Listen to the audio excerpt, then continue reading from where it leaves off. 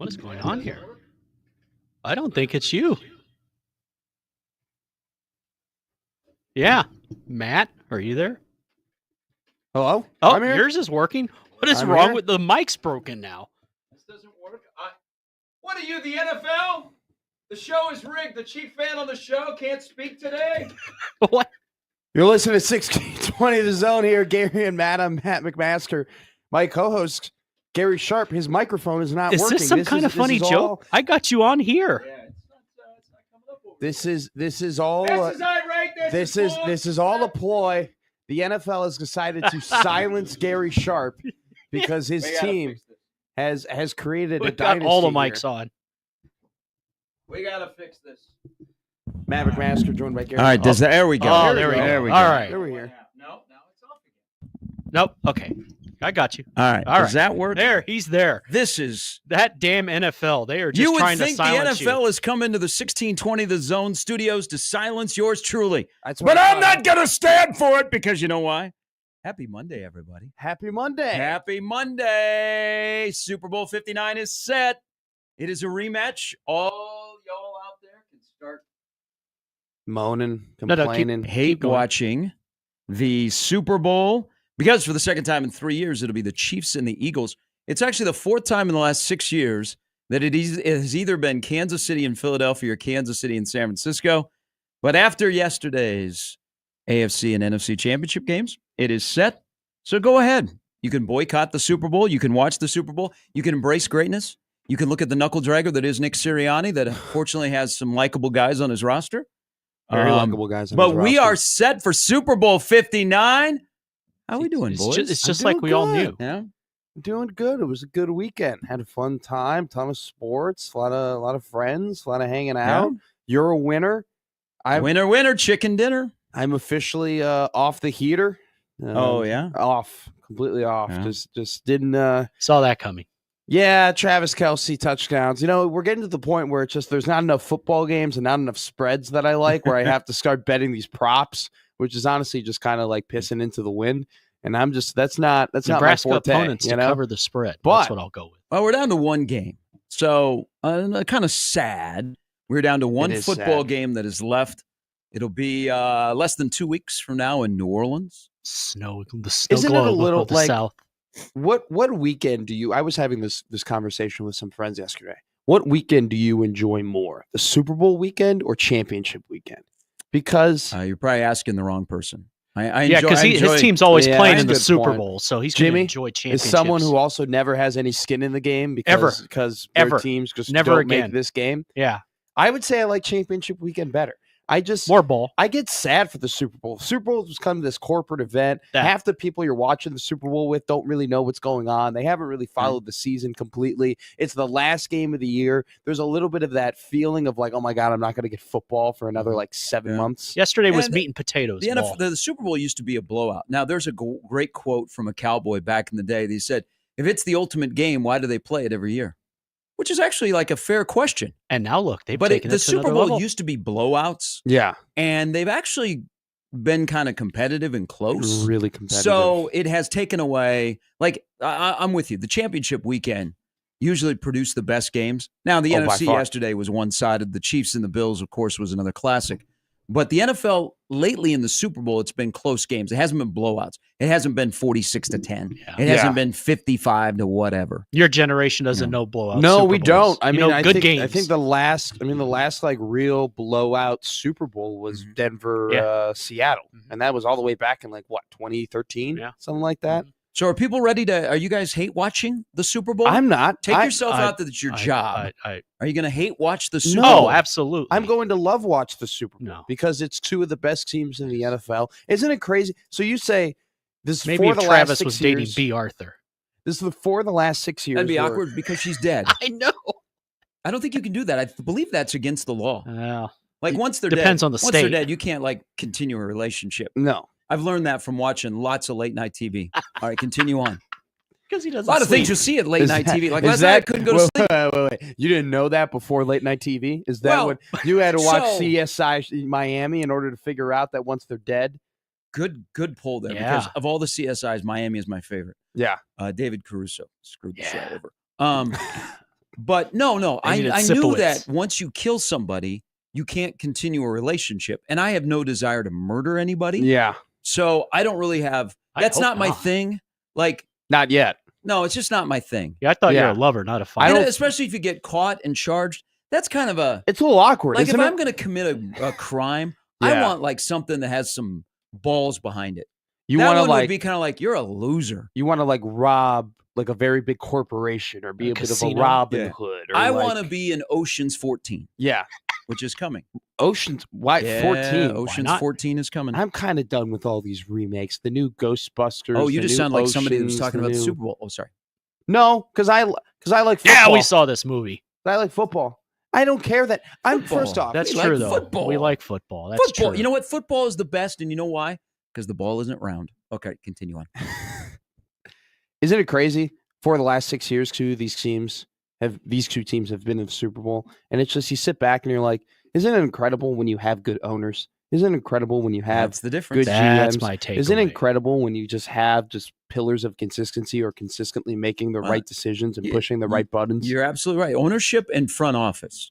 So The Hunts Shout out and the Brett Lurie's, Veach. let me and just. Veach and Roseman.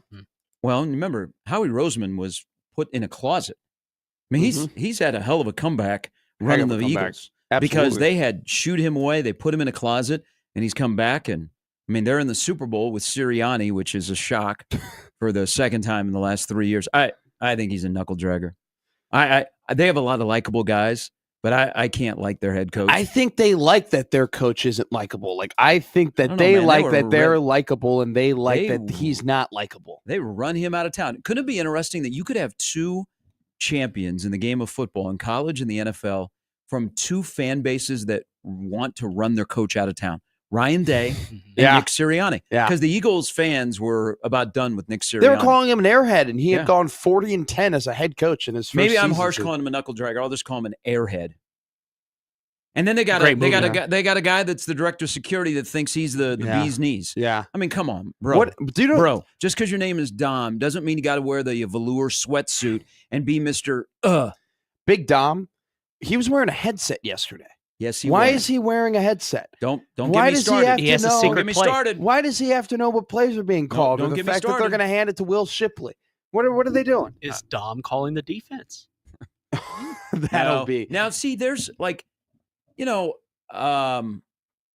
my team is in the Super Bowl. I'll get to that in a It moment. is. But I do root for stories. Like Vic Fangio winning a Super Bowl, I think would be really cool for him. And he's the defensive coordinator of the Eagles. He's been around the game a long time. Ton. He's good. not as good as my defensive coordinator because my defensive coordinator needs to go to Canton. Yeah. But I would be like, okay, there's a lifer in football that has done the right things and probably along the way got messed up with bad ownership and Yes. didn't work out. There would be a guy I'd be like, you know what? Go win the Super Bowl, just like last night. So here's how I approach this year with the Chiefs. And for people that know me and have followed the show, there are two teams that I follow that I have followed since I can remember, and that is the Chiefs and the Cubs. And one with the Cubs being, and both really in close proximity to where I grew up, and being able to watch them on TV, and especially the Chiefs being able to go to training camp and being able to go to a game in person. At least I've seen a game in person 27 straight years. So Wow. the Chiefs are my team. And I think what they're doing is absolutely insane. It's insane. I never. In your wildest dreams. Well, I got a quarterback that will not turn 30 until the middle of September. He's 29, and he will play in his fifth Super Bowl in 7 years. I never take that for granted, but that is an insane number. The fact that the Kansas City Chiefs, in my lifetime, and we are blessed. We are very, very fortunate. We are very, very stacked that all the pieces have aligned from the front office to the head coach to the quarterback to be in this position. But 3 Super Bowls in a row for the Kansas City Chiefs is absolutely insane. And I never thought we'd be in this spot. And I was thinking about this last night. And I looked at it this year. The way I approached this season, won the first Super Bowl, and then won last year. I'm like, wow. This year I told myself I don't have huge expectations Yeah, because this is unprecedented. absolutely. I mean, the Patriots didn't go 3 straight. I mean, remember, the They- Patriots had a little bit of a slump in there where they lost twice to Eli. what the Chiefs are doing is unreal. So I told myself going into year number 3 as they chase their 3rd straight title, I'm just going to sit back. I'm going to enjoy it. I'm not going to get riled up. I'm just going to let the season play out and feel lucky that Andy Reid's coaching my team. Patrick Mahomes is the quarterback of my team. Travis Kelce is probably in his last year before he retires, and we have the greatest tight end. We got a great defensive coordinator. We got a great team. But I'm not going to get, just lose sleep. I'm just going to enjoy the games. Absolutely. And I'm also going to embrace that all the Chiefs do is they don't kill you. They just win. The Patriots would blow a lot of teams out, but the Chiefs just win. So I never thought that I would wake up on this Monday morning with a chance for the Chiefs to win 3 straight Super Bowls when I go back to a moment that I think about a lot. And this is, in my Chiefs fandom, I've seen a lot of bad football. I've been in Arrowhead Stadium when there's been 40,000 people there, and I got bad quarterback play. Shout out Tyler Thigpen. I mean, I got Todd Blackledge running the show. Yeah. Okay. Yeah. I got Repairman. I got Gunther Cunningham running the show. Steve Bono. So one of the lowest moments in my fandom as a Chiefs fan that makes me appreciate what they're going through now. Nebraska and Wisconsin on a Saturday are playing in Indianapolis in the 2012 Big Ten Championship game. I am sitting with Damon in a cafe in Indianapolis. And on my phone comes an update. And that year was terrible. I remember Chiefs would this lose day 14 very well. games in 2012. Romeo Crennel was the head coach. And I'm like, this is about as low as it gets. And then I get a message, like an ESPN alert, that a Kansas City Chief player has committed suicide in the parking lot of their training facility. He was a good player, too. This is in 2012. And I'm like, wow, what is going on with my team? Mm-hmm. And I will never forget the moment looking at that. And I'm like, I don't know what to do. This is as low as it's ever been as a Chiefs fan. And now I fast forward to, January 27th? And it's insane that Kansas City is playing for their 3rd straight Super Bowl title. And the Bills, who if the Chiefs wouldn't have won last night and the Bills would have won, I was all for the Bills. Because I'm rooting for stores. Sure. I'm rooting for fan bases that are passionate. Incredible for that city. But incredible for that quarterback. Here's the problem with you old Bills fans, and I can't do nothing about this. When you match up against the Kansas City Chiefs in the postseason, and Mahomes is 4-0 against Josh Allen, 4-0, you can't compete with the coaching. It is so lopsided between Andy Reid compared to Sean McDermott. Mm-hmm. And if I'm the Bills, I have to look at Sean McDermott. And now the other thing, it comes back to something you said a little bit ago, Matt. Ownership, front office. Look at the difference in early round contributors on both of those rosters. Yeah. And if I'm the Bills, I never again pick up the phone if Kansas City calls, because you guys got scorned because of Trubisky instead of Mahomes. Yeah. You know that Kansas City traded with Buffalo to get into that spot. Yes. You also know that the Chiefs pulled another one on them when it came to Trent McDuffie. So great one. Great call. They traded down to get McDuffie, or traded up, I should say, traded up to get McDuffie, and the Bills went after Elam. Look at last night. I know. Who got picked on when he was forced into the game. Elam. And then the other one is this past year. Xavier Worthy. So coaching and early round contributions, because look at last night what Worthy did compared to Keon Coleman. Yeah. I mean, funny enough, Keon Coleman, who did he get shut down by? Well, Trent McDuffie. Yeah. So it was an absolute classic last night. It's the Bills and the Chiefs are the 2 best in the AFC, but we are in a world where this is the Michael Jordan, Tiger Woods blocking the old big ring. You want they did to some great players during the eras. I'll give you a stat here. Actually found it from Trey Wingo, so credit to him. Since 2001, there have been 125 instances in where in the playoffs, a team needed either a touchdown or a field goal to win the game or tie the game, okay? 40% of the time, that team got those points, whether it was a field goal or a touchdown, okay? Drew Brees was 50%. I think he was 3 of 6 in doing that. Yep. Tom Brady was 5 of 11 doing that, okay? So they were both high performers above average. Patrick Mahomes is 7 for 7 in those instances. He is 7 for 7, and with a minute or less left to get a field goal or a touchdown to win a playoff game. the biggest difference, or one of the biggest difference between the Bills and the Chiefs, and why one keeps winning and going to Super Bowls, and why one is always the bridesmaid, never the bride, is that yesterday, Josh Allen and company had their opportunity. They had a couple minutes left with plenty of time, with 3 timeouts to go and march down the field and get at least a field goal. Yeah, they had Just- down 3 on their own 30-yard line. Just get a field goal. Just get a field goal, tie the game. Don't leave too much time left on the clock for Mahomes to go and do the 13-second. Take your time, have a long drive like they've been having that entire second half running the ball with James Cook, and then live to fight another day. Overtime could be your night. You win magically. They didn't do it. Last year, when they lost to Kansas City at home, mind you, they had the same opportunity. They could have went down the field. They could have scored. They could have won the game. Yep. And they didn't do it. That is the difference. It's very slim. It's razor thin. You have 2 elite quarterbacks. You have your modern day Brady and your modern day Manning, and they're going together. But the difference is that Patrick Mahomes has proven that he can close out these games, that he can win in those moments. Josh Allen hasn't done that. And what's incredible to me about Kansas City is that they've had all this success. They've won these 3 Super Bowls. They're now going to have this opportunity to win their 4th or 3 in a row. It would be the greatest team sports By the accomplishment. way, they're now 2.5-point favorite this morning. That's a lot. I thought Philadelphia would open as a favorite. That's what I thought but too. it's the Kansas City Impact. So they've had all the success, but they've already taken lumps too. Like, you already still have moments where you think of like, oh, they lost to Brady. Right. And they didn't get the ball. They had an overtime. They didn't have an opportunity to win that game. They literally changed rules because of that game. Then you go to Burrow. Burrow got him in Arrowhead. Yeah, It just happened. the only guy to beat Mahomes in the He just playoffs. nipped him. They've had all this success and all this winning, and it Outside actually the Super hasn't Bowl. been perfect, and they've done it in such a short amount of time.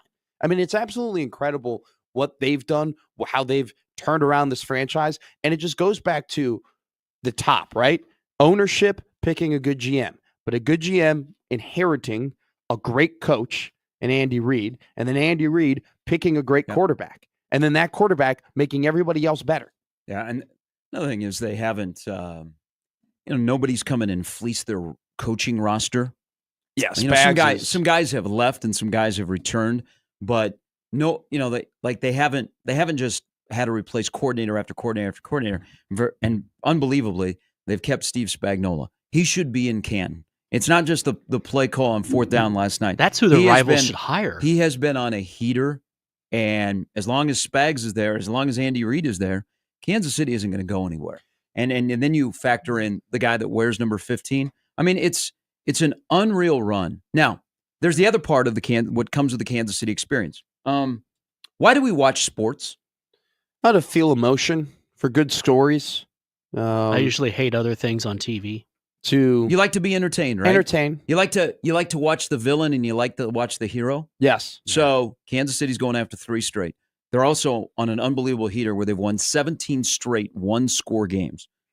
Yeah, they're like the Empire, blowing up Trust Alderaan me, again. Trying to balance the By whole the way, Saturday and Sunday thing with the two. One can't win a close game. The other just, death taxes and Chiefs winning a 1-score game. if I'm being honest with you, I have the same experience Saturday and Sunday of both teams. Literally the same exact experience. Rookie quarterbacks who are very highly regarded with, some questionable decisions down the stretch that lead to losing 1-score games. Did you just put the Bears and the Chiefs together? No, I put the Bears and the Nebraska together because the Bears and Nebraska gotcha, basically are the gotcha, same. gotcha. Yeah, that is. and there I we mean, go. they are All right. incredibly similar. That is kind of true, except for the Huskers have an older OC. Now you have a 28-year-old OC. Yeah, I'm excited about it. You should. I be. like that I like that Declan Doyle is a guy that, first off, great Been name. a Declan Doyle fan for a Declan Doyle. long time. That'll be fun to yell at Declan Doyle. There will be a lot of This- great I hope jokes he to becomes make the about next Declan McVay. Doyle. That's So- what I'm thinking. I'm like, he's young.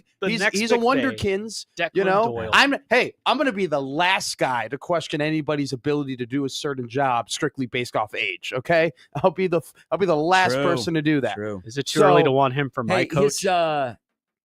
isn't he the son of the former Iowa strength and conditioning coach that they showed the door, Chris Doyle? Whoa.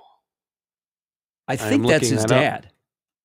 Because Declan was at That's Iowa quite like the as nugget to start. as like an analyst or something. When Yeah. he was 24. Yeah, no, he is. Yeah, so This Chris is- Doyle, who was, the well-known strength and conditioning coach at Iowa that got that Ziggy, or they Bears? said maybe you should leave. That's his son. Heckling the top headline that I see here. Well, it's from probably not the most trusted source, but it does say Bears hire son of disgraced former coach Whoa. Yes. Whoa. as offensive coordinator. Are you on Bleacher Report? This is on. Disgrace. No, The no, Tribune? no, you're ready. This is on the Green Bay fan website. Ah. Yeah. Oh, rivalries are great. That's actually incredible. that is because it just says acmepackingcompany.com and then I click on it and it's Green Bay Packers community. That's awesome that's the headline. I love that. Yeah, that's his son. I love rivalries. I love rivalries. I love that pettiness. is sick. I love all of the hate out there. I would also like to entertain, and that's why I say, why do we watch sports? We are entertained, okay? And you're going to watch the Super Bowl. You may not have a rooting interest. I don't know how much attention you'll pay to it, but you're going to turn it on. You're going to watch it because that's what Americans do, and we're good Americans here. And we love our football. We're great And you know what? Americans. And I We don't want to love hear anybody football. bitching that there's no more football after 2 Sundays from now. So I ask, why do we watch sports? I can say this as a Chiefs fan. It's fun. I am not stiff arming that the Chiefs don't get calls. I've said that for a while. Yeah. The Chiefs benefit from calls. So did Michael Jordan, so did Tom Brady. Okay. When you are at that level, it happens to go your way. Where I disagree, and I would like to talk to these two groups of people. And you can meet me in the parking lot. We can have a little conversation. We can go for a cup of coffee. Please We can bring go for a breakfast. drink, whatever you like. That you're saying, you know what? I hate football. I'm going to boycott the Super Bowl.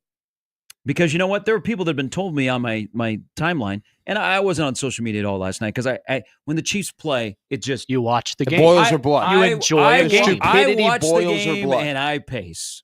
You're going to boycott the game and that the NFL is rigged. I acknowledge the Chiefs do benefit from some calls, but do I think the NFL is rigged? No. You're a moron if You're you a think moron. the NFL is rigged. And you know what? You are soft if you think the NFL is rigged. You know what? The NFL doesn't need the Kansas City Chiefs. The NFL prints money, okay? They can have anybody. By the way, They don't care that the Kansas City Chiefs are going after their third straight. It doesn't matter. The NFL is not rigged, okay? Was it rigged when all of a sudden a guy who had a Superman move into the end zone that was averaging nearly that was- 7 yards per carry, that was that insane. Joe Brady and Sean McDermott forgot about him on the final drive? Does that mean it's rigged? Did somebody call from New York and say, get 4 out of the game because he's going to ruin the chances of the Chiefs being in the Super Bowl? Shut your face! You know what? That was not the case. You know, sometimes there's winners, sometimes there's losers. I don't. And you're a loser if you think it's rigged. Now, if you want to have a discussion about the spot of the football, let's go back. There are many shows that I think lasers and other things should be used. And the We had Chiefs- one last week and where I you thought, talked about and I it. thought it was a first down. Okay. But the other stuff about this being rigged, get out of here. Thank you. Not to disparage the size of the market of the team that you root for, but if the NFL were to rig things, don't you think they would do it for the LA teams or The the Lakers New York against the teams or Giants. like the bigger market teams or Dallas anything like that, Cowboys. or the Cowboys or Mhm. anything? Like that's Ooh, the Cowboys One, Chiefs. that's the one great thing about the NFL, hot and for a that's year. and Would that's be. why the NFL has a leg up on the NBA is that markets really don't matter You all don't that have to much. worry. No, you don't. Like you can No, go I'm and- saying he doesn't have to worry. He's good. Well, no, it's just you can go and play anywhere in the NFL and that you know people are going to watch you. It's not one of those things where it's like, well, I don't want to go play as an Indiana Pacer because no one's going to watch Yeah. me day in and day out. I'm not going to be on national TV. The NFL is immune to that. You can sign for the Jacksonville Jaguars. You can sign for the New England Patriots. You can sign for the New York Giants. People are still going to talk about you. People are still going to watch you play football. I mean, you're still except going to the have Jaguars. you're still going to have an opportunity to play. Well, yeah, that.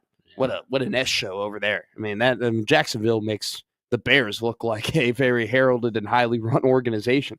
But all that to say, to the whole rigged conversation, it's just a bunch of losers who've never won before, and they like to make enemies out of people. People are so insecure about things not beat. going their way and things being like things like their team not winning. They're Mhm. so insecure about their team not being able to produce winners that when they see other people have winners, they don't want them to have fun anymore. They feel like they have to rain on people's parades, and they hate greatness. Okay, I'm one of the people, and it's a damn shame that I have to say I'm in the small camp of people who want the Kansas City Chiefs to win. I wanted them to win yesterday. I want them to win the Super Bowl. This is Do you know the key. why? Because I like greatness. I want to see 3 Super Bowl wins in a row. We will probably do the fact that they've even gotten to the point where they can win 3 Super Bowls in a row. It's insane. It's still a hell of an Insane in the accomplishment. membrane.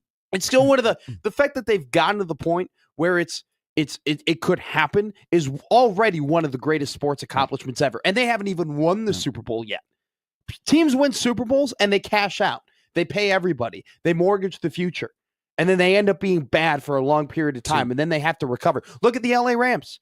The LA Rams have had to retool because they're still paying off the debt from all the draft picks and money that they paid in order to win that Super Bowl, 4 years ago, 3 years ago? They're still doing that. The Chiefs somehow have been able to figure out this formula, and the Eagles to a certain extent too, without actually winning the championships, where they can have this continued success. I love watching it, even though that 2 of the quarterbacks who were playing yesterday in the championship games should have been drafted by the Bears. Oh, don't. Are we going to play the shoulda game? Get out of here. They should have been drafted by the Get Bears. outta here. There we go. Now Bears he sounds should- like the one of Bears- us again. The Bears should have picked Jaden Hey, Daniels, if and you- the Bears could have picked Patrick Hey, Mahomes. if you need excuses to make yourself better, welcome to those people I was just talking about. I don't think you do. I'm not making excuses. Yeah, you're making the Bears, excuses. You The just said Bears should you have should picked have them. should have. You know And, what? and we suck. Didn't. We didn't make the we didn't pick them because we're terrible. I'm not miscarrying I'm that not much. getting you. I'm not getting on you because they didn't do it. I'm getting on them because they didn't Sounds do like it. excuses. They suck. Excuses. Excuses. They suck. But you know what? Declan Doyle. I like that. Been a big Declan- Declan Doyle fan Massive for a long time. Declan I Doyle hope fan. he- When I hope Declan he Doyle, becomes I a was Chicago following Declan legend. Doyle when he was coaching Pop Warner football when he was 14. I hope this You is know? the Buddy Ryan of offense for the I- next great I've Bears been- team. I saw Declan Doyle in the Iowa strength and conditioning in the Iowa weight room, and I go, that kid one day, OC he's is going to be a ripped. great OC. So there is part of like the Chiefs playing the Eagles, and it's a rematch. How do you Um, feel about Super Bowl rematches? Some people don't like them. I don't really care. I just think like it's- winning them. I think it's I stupid. like the best teams playing. Now, And they was, are. was Kansas City the best team throughout the year? Who knows? But you know what? Last time was the first time they scored over 30 in a game this year. When it's not That's cutting crazy. time, they come through. But that's winning. That's how winning. they do. That is their formula. We like to win. I Winners like to win. win. I'm around a winner. The Chiefs' evolution, by the way, from when they had Tyreek Hill to they were this absolutely run and gun, score 50 points on you, absolutely make it a track meet. Can't keep up with them too. They don't have Hill anymore, and they've gotten guys like Sky Moore, who's bad, but worthy to try and replace that to try and Well, fill that hole. You want me Right? to make you and everybody else that wants the Chiefs to go away feel better? Make me feel better. Their best wide receiver has been out for the entire year practically. Rasheed Rice. Yep. And he was awesome. And before so that. This was a he'll- down year. He'll come back and the season will begin, and my quarterback is not 29, and Worthy is in the running to be wide receiver 1. They'll still have good tight ends. I They're- like Noah Gray. You have to Watson. You have to use when you have an opportunity like this, you have to use it to the full effect. Here's where I get. So even me as a Chiefs fan, there is a little bit of fatigue. Okay. I don't need to see the Fumble Rooski commercial anymore.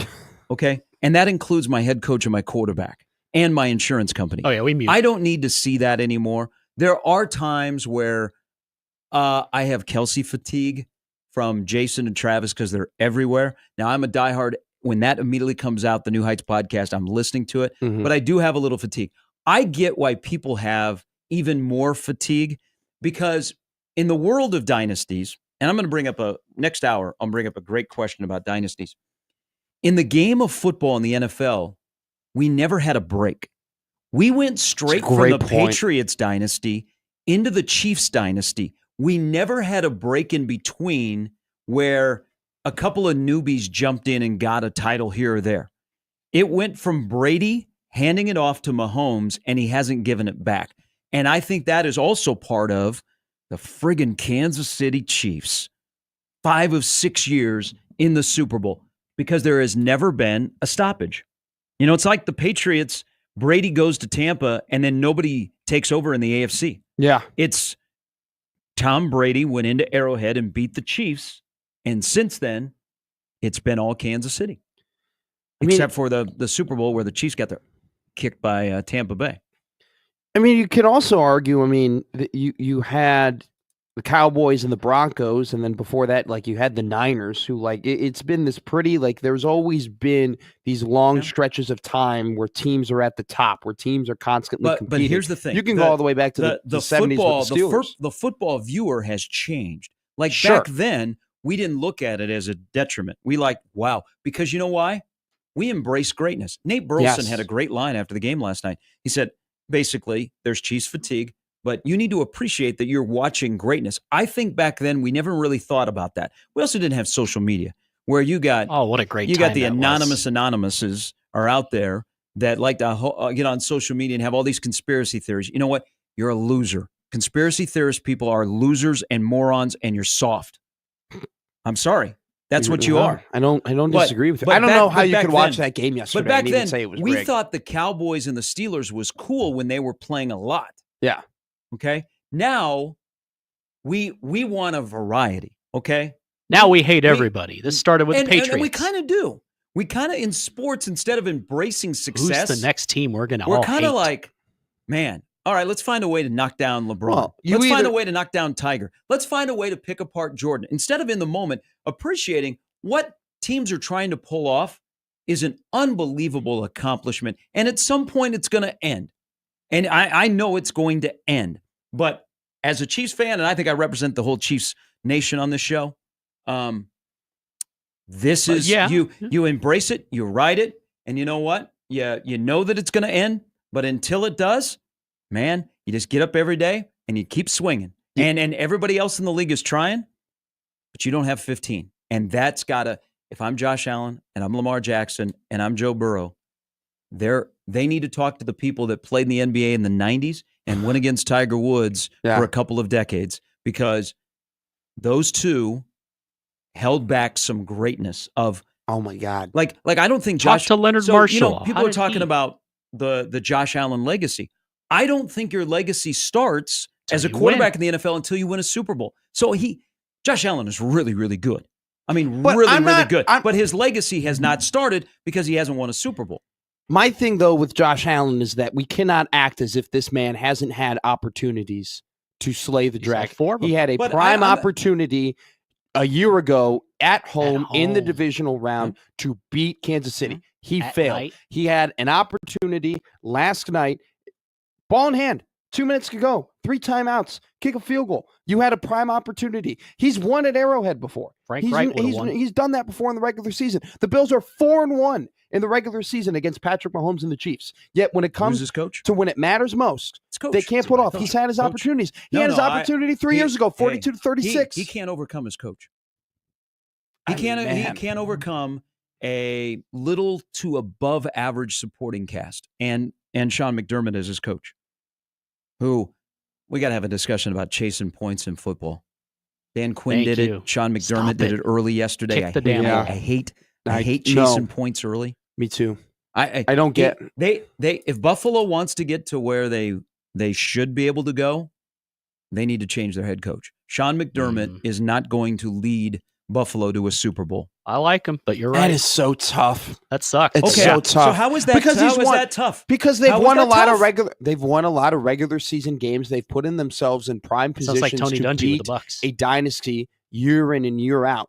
They're yes, you're right. Where something you're looking at, you're like, what's going to get us over the top? Something has to change. But then at the same time, you have to look at the landscape and say, okay, is there anyone out here currently who isn't hired that instantly we can hire them? And we know without a doubt for a fact that they can raise our ceiling and raise our floor at the same time. Besides Phil I don't Jackson. know right now if that's out there. Oh, so you'd be settling. You're like, okay, Sean McDermott's But a then nice it- guy.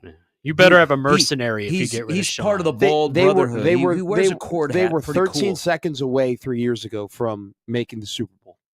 And Patrick Mahomes turned into Not a a pumpkin? Superman. Isn't even the right word to describe it when they went down in 13 seconds and kicked the field goal and won it in overtime. They had a prime opportunity yesterday to do it. Spagnuolo called one of the most heavily disguised and just best blitzes I've ever seen on fourth Why down don't call you hire him in the quite a AFC while. West? Well, because you want you to know what? dethrone the Chiefs. You know what? That's He's- the guy. Look at the he's AFC West frick- now. Pete he's Carroll, happy. Jim Harbaugh, Andy Reid, Sean Loves Payton. Spags. He's happy. That guy is a coordinator, and all he does is coach football. He doesn't have to deal with the BS of being a head coach. He doesn't have to deal Okay, with all this other stuff. Back to your With McDermott thing. McDermott thing, all I'm saying. It's tough. It's tough to fire a coach that has won so many games for you, that has made the playoffs so many times for you, that has.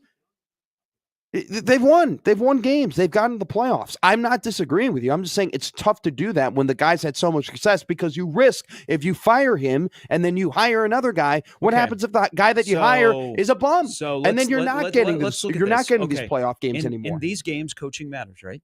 Yes. Okay. Andy Reid and Steve Spagnuolo are a great combo. They're incredible. So the Chiefs clearly had diagnosed what the Bills are doing on short yardage, right? Became very predictable as the game went on. Wouldn't you do something different? And then I think the most egregious thing that I have a hard time as a Buffalo Bill fan, because you have an incredible running back in James Cook. Yeah. I love James Cook. It's weird that he's Dalvin Cook's younger brother. It is a little weird. But James and Cook, he wasn't in. James Cook is such a huge asset. He was where How? Where was he? On the last, well, they Andy ran Reid the would've had him ball. in. They ran the ball 11 times in the first 12 plays. But then, yeah, at the last drive, where was he? No, where was absolutely. he? It was coaching malpractice to not have him in on the last drive and Okay. not utilize him. So, But at the same time, we're I talking wanna about go- a guy that's 86 and 45. Okay. Do you not recall last year's divisional round game? There were questionable play calls by Sean McDermott in that game. Okay. I'm just Coaching saying. Titans up. Coaching matters. I agree. And I don't But we're- think Buffalo gets to where they want to go without making a change as the head coach. I said it was tough because you risk opening up the bottom of the floor and the bag and all the groceries falling out of the bag if you are Hate to when that remove a happens. guy who's been a coach for this team for now, 8 years, who's had a tremendous amount of success, who's put this team in the position to potentially get to Super Bowls, to win playoff games. That window's going to close because he gets beaten up every year. It's a tough decision, Gary. I mean, it's yeah, a very yeah, tough you're decision. right. I mean, it's It's close. tough. Mark It's Andrews very- makes that catch, then who knows what happens the week before. I'm just saying that Buffalo, they have a lot of things that make them even with Kansas City. Their coaching is lopsided. I mean, it's egregious. But who? How lopsided the coach? No, that's a loser mentality to me. That you go there and you go, well, who are you gonna get? Well, no. Who are you I'm not gonna going to get? say that. Because When I was- you're like, oh, you know what? I'm happy to win games. You know what? If I'm a Bills fan, I want to win a title. But- okay, I have this incredible guy, number 17 at quarterback. I want to win a title. What prevents me from winning a title? Yeah, Mahomes and what Kansas City is doing. But how do I find an edge? Could it be that there is a coach out there that helps me find an edge in a game against one of the greatest coaches in the NFL? you say the Kansas City, right? It's lopsided. The coaching matchup between I mean, McDermott and both his sides- staff. Hell, and even the Kansas- special teams. My question is this: what team can compete in terms of coaching with Kansas City? They have, without a doubt, the best head coach in Andy Reid, who's also doubling as the best offensive coordinator in the NFL. They have the best defensive coordinator in the NFL. Todd They Bowles. have Bruce Arians. a core group I of remember. guys who've been in that locker room for a very, very long time, who've set a culture that clearly is a championship winning culture. You're not going, nobody, That's what you people asked need to that question. study. It's so lopsided. Nobody is going to compete with your coaches, with your culture, which is why But there you're are on the coaches that are precipice. closer to Reid than Sean McDermott is. I'm trying to, For me, McDermott has had an incredible amount of regular season He's success, Rick Carlisle and he at the has 03 and he has put them in positions to win AFC championship games, AFC divisional games, to beat the Kansas City Chiefs. I am not poo-pooing your idea that they should fire him and look into a different direction. All I'm saying, though, is that it's an incredibly tough decision to make, and that if Buffalo were to make that, and if they were to go in that direction, which I don't think a lot of people would blame them for doing, they have to make sure that, okay, this is the guy. It's almost like you have to be looking for the next head coach of the well, you Buffalo can't swing and Bills miss. before you cannot, because you cannot waste. that is. Regardless, I'm tough on Josh Allen because last night he had his opportunity to win that game. Mhm. And he could have been the superstar and Superman and ended up doing it. He had his opportunity last year to win that game, and he did not do it. And at the end of the day, sometimes it falls on the quarterback. Sometimes it falls on your superstar. Sometimes it falls on the guy that you're paying an exuberant amount of money to do that, okay? They've been in those opportunities. At the same time, I'm not throwing that out of the way, but you only have so many years of having this guy and having him at this level, and you have to cash in on them. And if they go ahead and they make this very big and very risky decision, firing a coach that's won 86 games in 8 seasons, you got to make sure you get the guy. That you cannot end up like the Saints and have 3 different dudes that you want to hire and end up not getting any of them. You got to make sure you get your dude. It's almost like you have to be scouting this Brian before you make it Schottenheimer. happen. That's who the Bills should hire. We'll talk about that hire in Dallas. I'm actually very intrigued by it. All right, coming up a little Just bit later, saying that to make Evan me Bland happy. stops by. No, I am. Okay. Even though all right, I'll you- listen. Your fan base, man, not happy with that No, hire. not happy at all. Jacob Bigelow, who I think is back from Madison. Why? Why did he? Why? That's what I wonder. Why There did was he drive to Madison? a high conglomerate of people who went to Madison. Like multiple Yeah. media members I went saw to that Madison. on my Instagram. I could have I'm like, told you that was really? going to happen. You should have gone I to was the Chiefs game. I was not surprised what has happened. It hasn't changed my opinion from what I said on Thursday morning. We'll get into all of that. Evan and Jacob, brought to you by the referees at John Higgins Weather Guard. How did people think Clete Blakeman did last night? I thought it was You did a rigged. good job. I see what you're doing. There's Matt. I'm Gary. There's Jimmy. It's Gary and Matt on 1620 The Zone.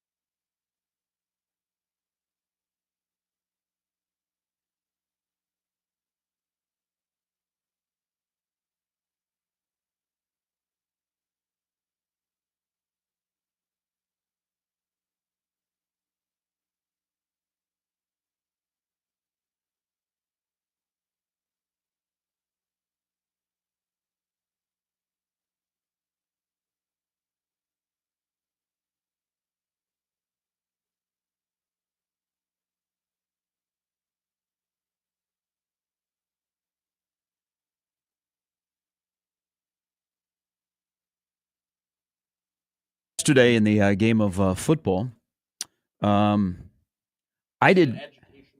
Educational broadcast happening over there. I don't know, boy. People are mixed on Brady. He doesn't. Okay, it was a bad look for Brady yesterday, having Tony Romo right after him, because Brady talks a lot about the mentality and what's going on the sideline. And this is a big game, and this is your last game, and this is what you got to do. And oh my God, it's playoff football, and we're all fired up.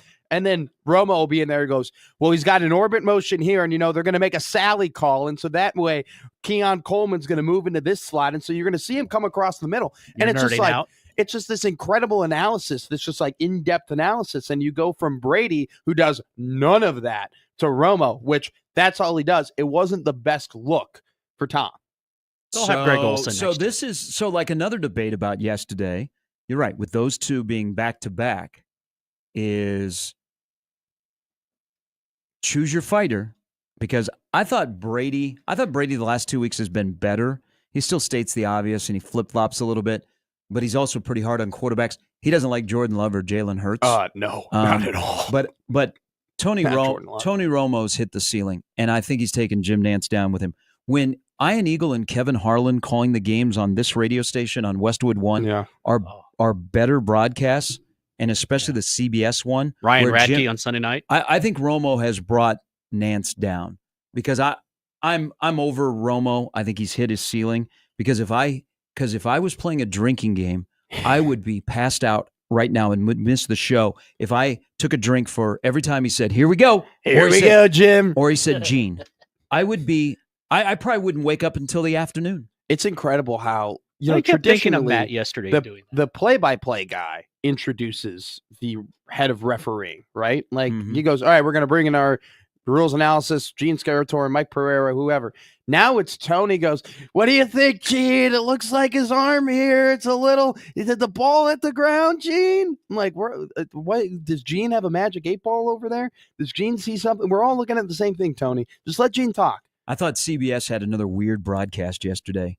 They were late on the replay of the Kincaid on the fourth down. Yeah. Where, first of all, the ability for Josh Allen to get that pass off. Incredible. But Kincaid's got to catch it, but you did not see it. And then they were taking some high shots. I know it was tough on the fourth down of the different angles, but they just had a weird broadcast. And I will tell you that this is one that's going to stick with me. And I'm sure all the conspiracy theorists out there, when whoever screwed over Nantz and said there was a flag on the final play, oh my Lord, and it popped up on the screen, and then there was no flag, and then not even nothing. But CBS, weird broadcast, late replays. Just, I expect more, because Nantz is one of the GOATs, but I think Tony Romo has brought Nantz down the last couple of years. I think my least favorite new broadcasting trope is when they show the sideline. They show the halftime team on the sideline with 2 minutes to go. Just such a weird, we're in the middle of a game. It's really important. We're in the middle eight, right? This is a crucial point. Teams trying to get points. It's an important drive. Then they pan to the side. Oh, there's Tony and Howie and Grob and all the guys. Look, there's Carissa. I don't care. I do not care. I'm not going to watch the halftime show. When the halftime show comes on, I'm going to go to the kitchen. I'm going to grab another beer. And I'm going to heat up my Hot Pockets. Okay? I am not watching. I have no care in the world. What flavor Hot Pocket? I just like the traditional pepperoni. Okay, that's good. That's good. Good. Yeah. Good take. It's just ham and cheese. Why reinvent the wheel? Just do the classics. Play the hits. But I just don't. Do you care about the halftime show? Do you watch the halftime show? No, it's wild that Fox has 7 guys for 4 minutes of analysis. There's nothing that Bill Cowher is going to say, no offense to the Hall of Famer, that I haven't seen or that they haven't said on the broadcast already with Nantz and Romo. I'm ready to coach the Bills. I don't know. I like a pregame and a postgame. Halftime, I don't need to see him on the sideline. We'll get into that and much more. Also, a weekend of basketball. 2 winners, 1 loser. And winner across the board if you were part of the pink out at the CHI on Saturday. Plus, fun. Omaha Athletics, by the way, fun. Fun hockey. Fun men's basketball. Fun everything. There is a lot more to talk about from the championship weekend. And now Super Bowl 59 is set. Hey. We're back with more. Congrats. Thank you. Gary and Matt on 1620 The Zone.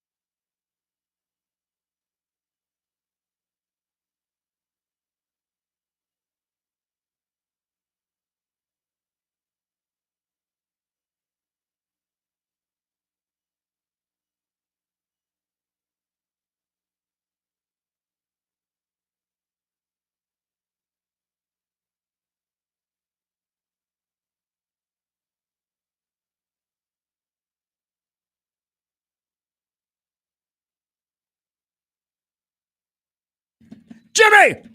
Hour number 2. It is. He can't turn on his mic today. That was straight out of a sitcom. Jimmy, it's not working. So hold on here. I think I broke it. I was the last one No, to be on that side. No, it's not. It's not. I don't know. I don't even know anymore. So I think we got. Now you're out. Did you turn it off? Okay, so I figured out. Now you No, are. you're on. You're Now on. you are. You were on before. Yeah, you were on before. Start talking. I don't good. understand what's going on here, but hey, you're on. It's Now, on there. no, it's on the now radio. stop replay. doing that miming stuff. Stop doing that miming stuff. You can't leave me out here to drive. You're the one who's got all the ideas. You're all the. Somebody Are you in just a told him glass? it's rigged Are you in a again. glass box of emotions right now? What the heck was that? I took mime once. No, you didn't. We had 5th grade, St. Pius X. Took mime. Electives. Yeah. That's not. You took mime for how long? We had like 4 weeks of mime. They- Why? Why? They took our scooter hockey away, and so we had to do mime. We learned how to be mimes. Why in 1986 were they doing mime classes in Iowa Elementary? Just trying to like what? Probably did they something think about back the then? 85 Bears What was- effect on kids. Shouldn't everybody learn how to be a mime? Why? What if why, you got to make some what- money on the side? What is the benefit of knowing how to mime? Especially in our business. I think Explain to me, how has learning how to mime in 6th grade when you went to school helped you in any facet of your career or your life up to this point? It's an icebreaker. you know what? I'm going to tell you. That's Yeah. a great question. Yeah. Now, I think this is an industry that's been hit hard, not by COVID, but by the fact that we just aren't producing a lot of mimes. Mimes. Like my mom and dad didn't say, I want you to grow up and be a mime. Yeah. I will say that it helped me because I was an actor. Yeah. So you got the body motions. And I also think it helped me with speech. Sure. Yeah. No, like how? You don't speech- talk. Speech without words. Mhm. Like you can tell a lot. Like the mime. I mean, the You mime. do have a little. I'm going to be Hey, honest with the you. I'm mime- looking at your. the mime now that screws I- with you. Now that Okay, I think that about messes it, with your head. your hand gestures, because you do a DJ thing where you kind of go like this, Yeah. where you go back and forth, but then you also a lot put your hands up, like something like a cop is like put your hands up. Mm-hmm. Yeah. You talk like that. Maybe that has influenced you. Maybe that 4-week course has done a lot for you. You were an actor. Were you in musical theater? Yes. I was too. I would lo- 1620 The Zone had a theater troupe when he got here. So they Did I, they? I would love to Community try. I theater. would like to try out at the Omaha Playhouse for a play. You want to do that together No. and see who gets farther? no. That'd be a great competition. No, you're better looking and you're younger, so you probably will, and I will have to. Wow. Wow. What a compliment. Thank you. Thank you. I It's appreciate that. facts. I appreciate that. Yeah. I mean, the bar is low at the station. We're all older. I'm on the back 9. I'm telling you, in terms of sex appeal, we are the leading. We are the leading show here at 1620, bar none, without a doubt. I would agree with that. I mean, it is, and it's not even close in terms Hey. of we're ranking sex appeal from all three shows. I'm listening. We're at the top. Jimmy and John are like WTF. You think What about people us? listen to me because they want to hear all my great sports takes? It's my hair, man. It's that new haircut. It's that mid load fade. You were doing this. The shout other out day, and Philip. I was jealous. My barber. Got a good barber, man. Came It's to good. Omaha, found a good barber right away. Hey, every man should have a good barber. Absolutely. So wait, so we're first. Who's second? We're first. I know, but who's second? Probably Happer. Okay. Happer's got a good beard. Okay. On that note, here is Clayton to kick off the hour. Well, not that I'm disagreeing. Yeah. Good morning, Clayton. Thanks for holding. Clayton. Clayton is not there. Oh. Clayton, call back. You want to talk about Tony Romo? Yeah, he I wanted thought- to talk about your take on Romo. I think he agrees with you. I thought you were going to lead in for a second and go, if you want to talk about sex appeal, I thought you were going to keep that big I going think for a Tony second. Romo has some sex appeal. Eastern Illinois graduate. He once Harvard of the dated Midwest. Jessica Of course he Simpson. does. Skechers. Here, the thing with Romo is that Romo got exposed like too much. Like people, when he first started, he was different the way he approached a broadcast, and he was trying to appeal to the really kind of fringe football person. He wasn't appealing to the diehard former player, know a lot about football. So he was getting the fringe that had never heard that kind of analysis before. Mhm. But then people started listening a little bit closer, and they're like, what is he saying? Say something. Put it, stop, just breathe, talk, normal. Jim. But the Here We Go and Gene, which is now part of a drinking game, I think in the last couple of years Romo hasn't been anything special. He's just kind of been his own thing. And you listen to him and you're like, whoa, that's not true. But I think he's brought Jim Nantz down. I mean, Nantz is like yesterday. They really struggled yesterday. I mean, the broadcast did not meet the game yesterday. You give him an inch, take a mile. I think that Jim has given him too many inches. You know, he's just. That's true. Like he's just giving him true. too long of a leash, where it's to the point where I don't think there's been a sit down convo in where Jim sits down and goes, "Hey, I got to talk more. I have to announce more. This has to flow better." There's football, and this is a great lesson I learned at the University of Nebraska College of Journalism. Football is the perfect broadcasting sport. Nebraska. Okay, you have the play. The play happens. The announcer announces the play. Mm-hmm. The play is over. Then they have the huddle. During the huddle, you have analysis. What happened on that last play? Then they get up to the line of scrimmage. Analysis is done. Then the announcer takes back over. Play happens. Announce. Rinse. Repeat. Mm-hmm. It is a perfect stop segments in motion of announcing, analysis, announcing, analysis, announcing, analysis. When you blend that together too much and there's too much analysis in the announcing, announcing in the analysis, that's when you have bad chemistry. I just think that yesterday was a rough broadcast because Tony's talking too much. Tony's doing too much. Well, it's a little bit. I agree with you. I think Nantz is the perfect partner for Romo because Jim does allow him to be Tony Romo. And there are some play-by-play guys where, you're not necessarily going to be that way. Like, I give credit to Kevin Burkhardt. You could tell that he had great chemistry with Greg Olsen. He's tried to help Tom Brady along. He really has. And again, I think Brady the last couple of weeks has been better, not saying a lot. But the CBS broadcast was just, they had another weird broadcast again yesterday. They had a crooked camera. With replays and other things. And Romo is so herky-jerky. Gene, I don't know. Gene, what do you think? Picture him, you're driving with him, and he keeps grabbing your shoulder because of something. Andrew tweets in, Romo drives me nuts when he says the ball has to be in the hands about Josh Allen every single drive. So the way he says it, some people might be like, oh, yeah, you're right. But then if you listen to what he says, you're like, okay. Like he said, they had fourth down, and they were clearly going to go for it. It was the final fourth down. Oh, my God. And he goes, big decision coming up. And I'm like, I think they'll punt. Big decision coming up. He did for the second time that I've been watching Tony Romo announce a Chiefs football game. He boldly goes, "No, they're not gonna snap it here. They're gonna try and get him offsides. This is clearly a play. They're gonna hike it here. Oh, they snapped it, and they snapped it. They go for it, and they got it. It happened against the Chiefs against the Browns. What, 2 years ago? They're not. Look at the body language, Jim. Look at the body language. They're not snapping this ball. They're not gonna go." And part Romo, part Trump. And then they went and they go, only Andy Reid. Only Andy Reid.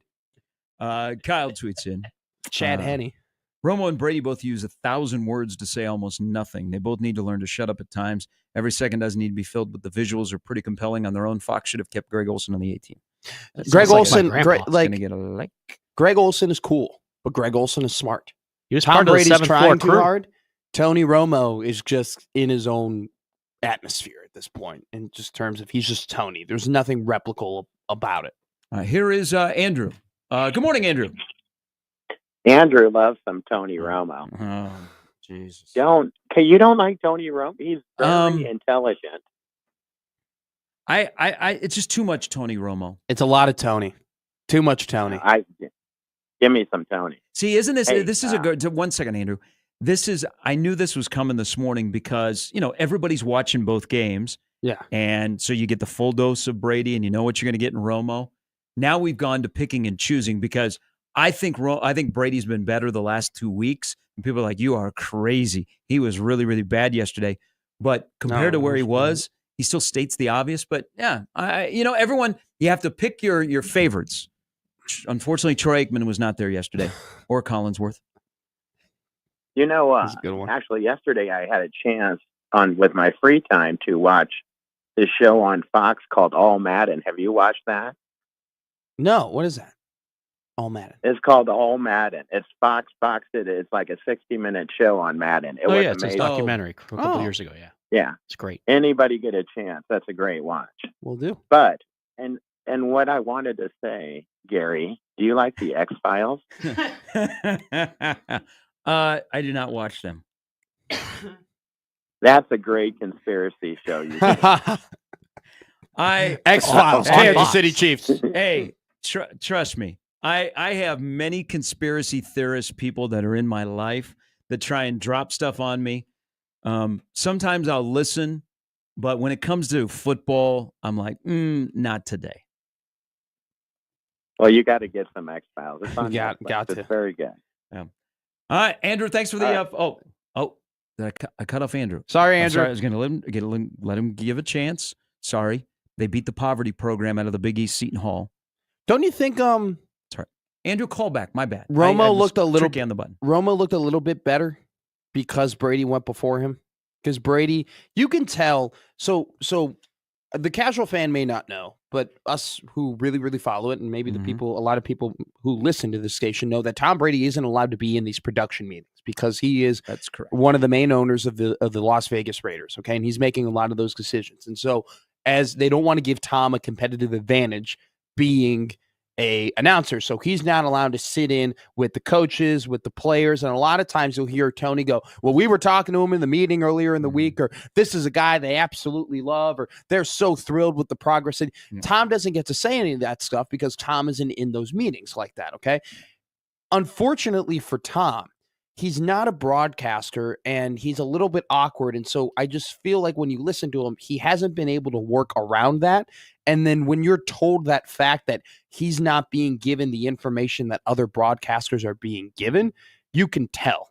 Like you can kind of tell that Tom hasn't been in those meetings and doesn't have the same information. Now, I wonder, like, could Burkhardt not say to Tom, hey, these are some points that we can hit, maybe that you can say? Like maybe he's got to feed him lines a little bit more. But there definitely is the problem with Tom is that, like, you couldn't put him on the third broadcast team because it's Tom Brady. But he's just been thrown into the spotlight so quickly in something that he's never done before. And it's an unenviable position, especially considering the fact he's not getting that valuable information that separates him from your regular viewer. Don't you think he texts and you got to think he's got something? It just seems like he runs out of lines. He just runs out of things to say. So I thought yesterday, and again, the last couple of weeks, he's been better at pre-snap analysis. It's just then when the play happens, I think the clock starts ticking in his head of the next play's coming. We got to get it back to Kevin Burkhardt. And it gets kind of all over the map.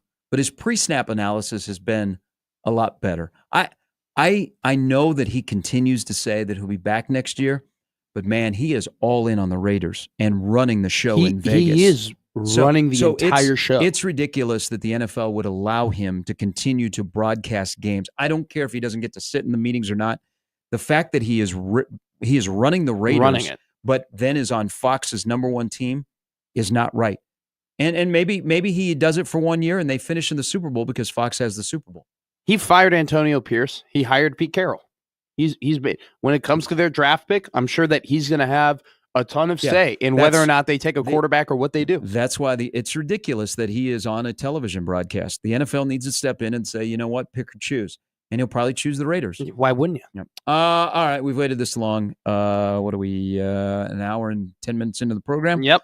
Before we talk about what happened in Madison, I think that's what this guy would like to talk about. Good morning, Nebraska Ball Mike. Good morning. Matt, how old are your parents? Wow. They're in their 50s and 60s. Mom is not single, Mike. And they're old enough to remember the 1989 draft. If your dad's a football fan, he remembers the 89 draft. Okay. Barry Sanders went Shout 3. out Tony Mandrich. Deion Sanders went 4. You remember what Deion Sanders said? If he got drafted by Detroit, they would have had to give him so much money, he would have been put on layaway.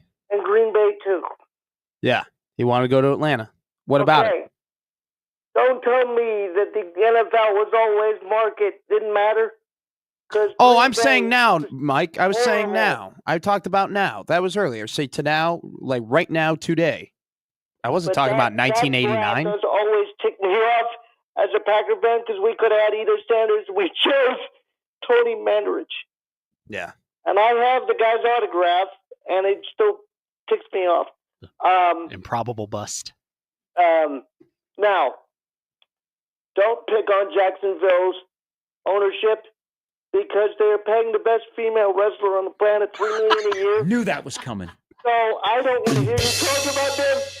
And happy belated birthday to her, by the way. Mercedes Monet, is that who you're talking about? Yep, she's 33 today or yesterday. Did you tweet at her? Yeah, did you, Mike? No. Okay, you should. Does she have you I have blocked? to I'm pretty sure admit- she's single now. Oh, there are other factors involved with that. There are rumors all over the place. Gentlemen, call us. I have to adult now, and We're still talking about. so I don't can't know really where we're go to the UNO game. Oh, if- okay. If you want to give those tickets away, Gary, go ahead. Okay. Well, you know I'm what? sorry, We I can't. how many more home games? We have Well, 5 I've more home gotten games. away. Okay. All right. I'm sorry about that.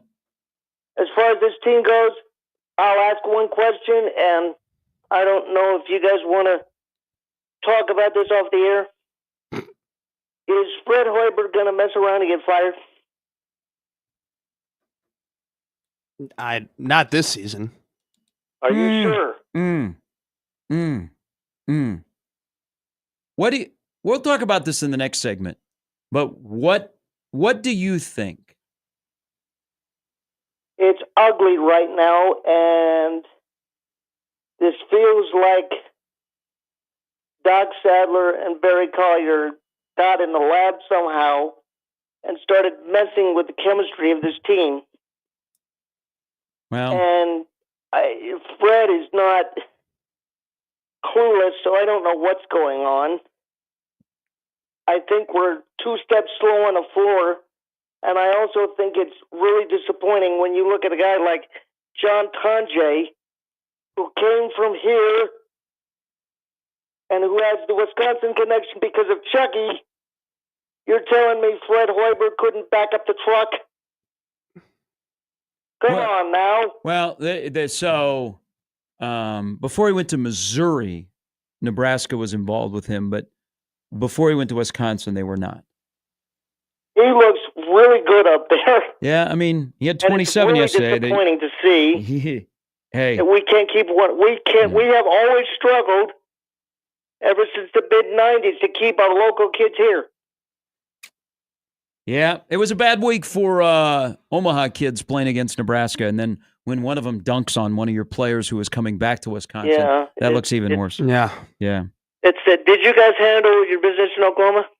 Yes, sir, we did. I don't know if you know this, Mike, but Omaha is one of 12 college basketball teams that are still unbeaten in the conference. I have a question. Yeah, fire away.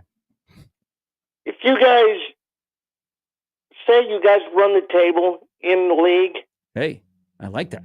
and lose in the conference tournament, Oh, Ooh, don't like that. I don't are like you that. getting in? No. Yeah. Their net yesterday was like at 203.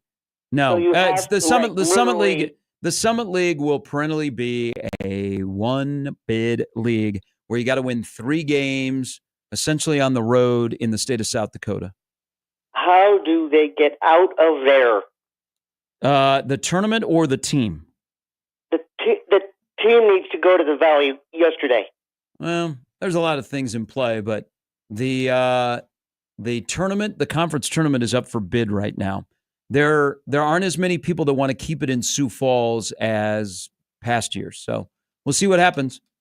If they're good enough,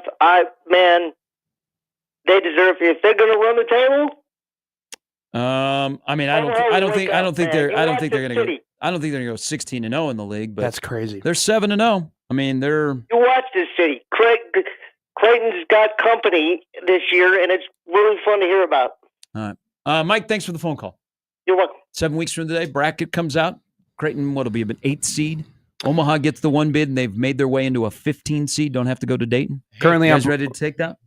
I'm bracket matrix. Creighton is a 9 seed. Omaha still sitting at 16. Put With some a bullet. put some respect on the win over St. Thomas, North Dakota State, and South Dakota State, please. Hey, What we had our housewarming party on TV One. It was Yeah. the quad box. Yeah. A couple different college basketball games. You know what was on TV too? ORU versus Omaha. Can you believe that? People walked into my house and they go, Matt, can you get your Summit League Plus subscription membership up on the TV so we can watch the Mavericks play the Golden Eagles? Well, yeah. What a time to be alive here in Omaha. Help yourself to a beverage while we do that. Basketball in Omaha is good right now. It's great. The basketball in Lincoln is not so good, but Mike brought up a question that we need to have a serious discussion about the future of Nebraska basketball, because I said they're cooked. Now they're going to win some games. They're not going to lose every game from here on out. But there's something going on. There is something that is not right with the chemistry on this team. I don't know if it's one guy is sleeping with another guy's girlfriend, one guy's getting way too much NIL money, and he ain't performing that way, which I think is a definite thing going on. But there's something in the water that this team is not meshing when I have to hear a head coach again say energy, passion, and toughness. There's something going on with this team. Terrible. But is there going to be something going on with the head coach? Let's get into that when we come back. We'll talk some ball. Of course, Creighton men and Omaha men won on Saturday. Learn a lesson here. Don't play on Sunday. It is Gary and Matt with Jimmy on 1620 The Zone.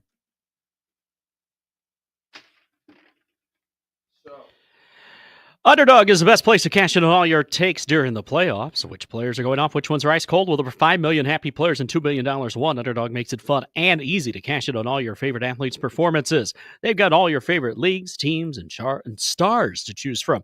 Create entries with all football picks or mix and match across your other favorite sports. It's that time of the year. Underdog is the only pick'em platform that puts the power to cash out in your hands. Now you can either keep writing with your entry or tap the Win Now button to cash out whenever you want. And with Underdog's double flex option, you can even take 2 L's and turn them into W. Hey, that's good for me. This week on Underdog, I'm looking at lots of college basketball because we got to start making up some ground here, and it's there for you. Underdog is the best place to play pick'em. Download the app, sign up with the promo code ZONE, and deposit now to get up to $1,000 in bonus cash instantly. That's promo code ZONE. Must be 19 plus, a Nebraska and president of the state where Underdog Fantasy operates. Terms apply.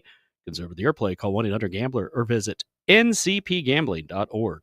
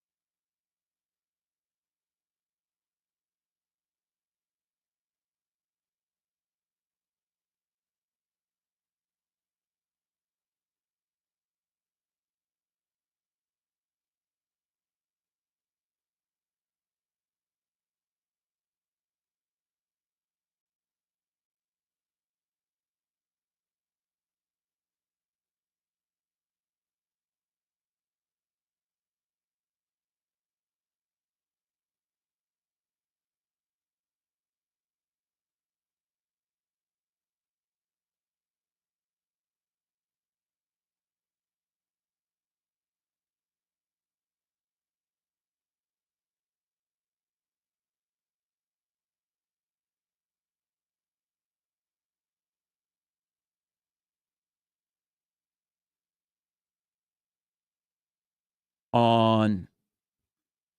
Yeah, I'm gonna have to turn on your mic because So I it think won't work. I think the button. You know who is button happy? Who's button happy? Happer. Happer likes to keep pushing the button, pushing the button, Button- pushing the button, pushing the button. Button, But can we button blame him? happy Pushing the Happer. button. He wasn't here Friday, Okay. Oh, that's so right. they whoever were I out don't know of- who the last person was It was would- sitting Well, there. whoever it was, Saturday? they had the seat up high. It wasn't. Oh, it was Oh. you. I didn't say that on purpose, Matt. I honestly forgot. I was thinking after we left. It was I. I was the last person to sit there. You broke it. So I can't. You. Oh, have to, my you have to God, control now- the mic. Now you No. officially work here. You're breaking our studio. No, come on. It was fine when I left it. Soon It- you're just gonna take your drink and just pour it on those. The whole buttons day, just the to- whole day I worked there was totally fine. Mhm. It was totally okay. What No, did you do? I don't know. I'm going to play detective here. I have to start with the last and work my way through. You need to find out if someone sat there Saturday. Why? I Because don't. that would be the last person. Then you can Yeah. blame them. Then you're off the Yeah, hook. Yeah. Mhm. Yeah. So things change. Yeah. It's kind of interesting when you go back and look whether a month ago with the 3 Division I basketball teams, or I saw a graphic yesterday that the NFL put out ahead of the 2018 championship weekend. Oh my God, that was awesome. You I know- have that graphic. So Keenum, Foles, Brady, and Bartles were the Bortles. 4 quarterbacks in the Damn. championship weekend. Now, the Blake crazy thing is Bortles. Brady didn't win a Super Bowl.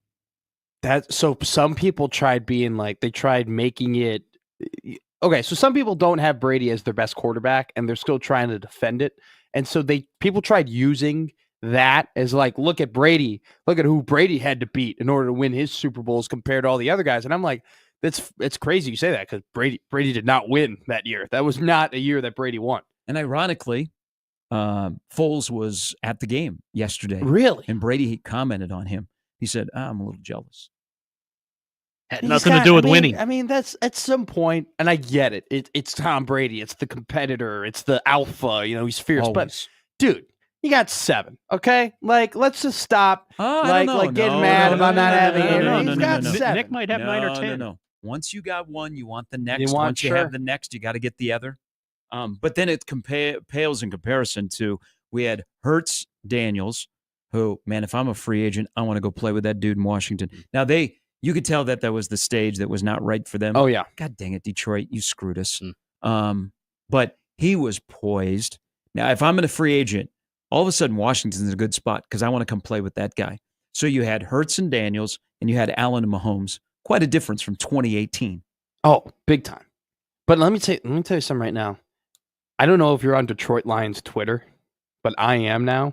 Yeah, It is I love awesome. the pettiness of your division. It is awesome how mad they are and how all of them were posting, we should be playing this week. We should be in this game. Oh my God. Jared Goff, we should be here. Ben Johnson, he's a meanie. He took Antoine Randall. Oh my God. Shut up. You suck. You've always sucked. You're a poverty franchise. You've had lightning in the bottle, and the lightning's now gone.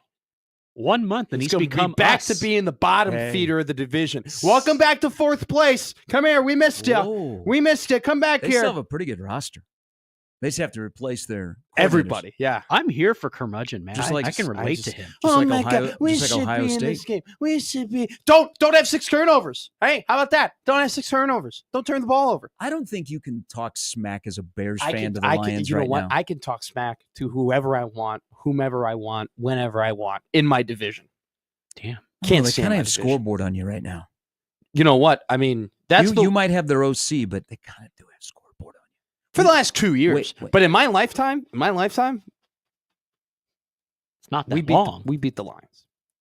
Yeah, We beat the I think yesterday was the anniversary of the Bears Super Bowl. I did not see Correct. the Lions Super Bowl win being Yep. shown on the NFL Network. So you're right. 39 years. You're right. We beat the. I mean, it's always You're right. at the end of the day. It did not matter that we could never beat Green Bay and that the Vikings were always competitive. We could always count once or twice a year of just stomping those puny little. They're cats. I can't stand them. I've hated this whole this. I'm going to tell you right now, the whole NFC train. Thank God, my best friend's an Eagles fan, and so I've been able to kind of watch them and at least admire them and have a little bit of a connection with them. Friendship Because united by Wendell I Davis's know that if I knees. didn't have that, I would hate the Eagles, and this would be terrible. To see Jaden Daniels, the guy that I wanted, tearing it up, that's awful. To see the Lions, the team that I can't stand, they're tearing it up. And then on top of the Lions being great now, I hate how they became like America's team. How everyone's like, how can you hate the Lions? How can you hate the Lions? I want the Lions to win. Screw the Lions. Screw the Commanders. By the way, I hope what's for our new years- OC's name? Doyle Milton Declan Doyle. Declan Doyle. Oh my God, I cannot Milton get Bradley. over. I cannot get over that headline. Bears hire son of disgrace coach. 28 years old. 28 years old as an OC in the NFL. Mhm. He was so that's my Hello. one thing though. He was the tight ends coach in Denver. So it's not like he was like the passing game coordinator, or the run game coordinator, or anything like that. But just like in Kansas or maybe City, maybe he just was. like in Kansas City, the head coach is calling the plays. He might not be technically the OC, but he is calling the plays. That's a good point. So how much of a difference a month makes? So I'm going to go back. I just looked this up. December 27th around here when it comes to our basketball.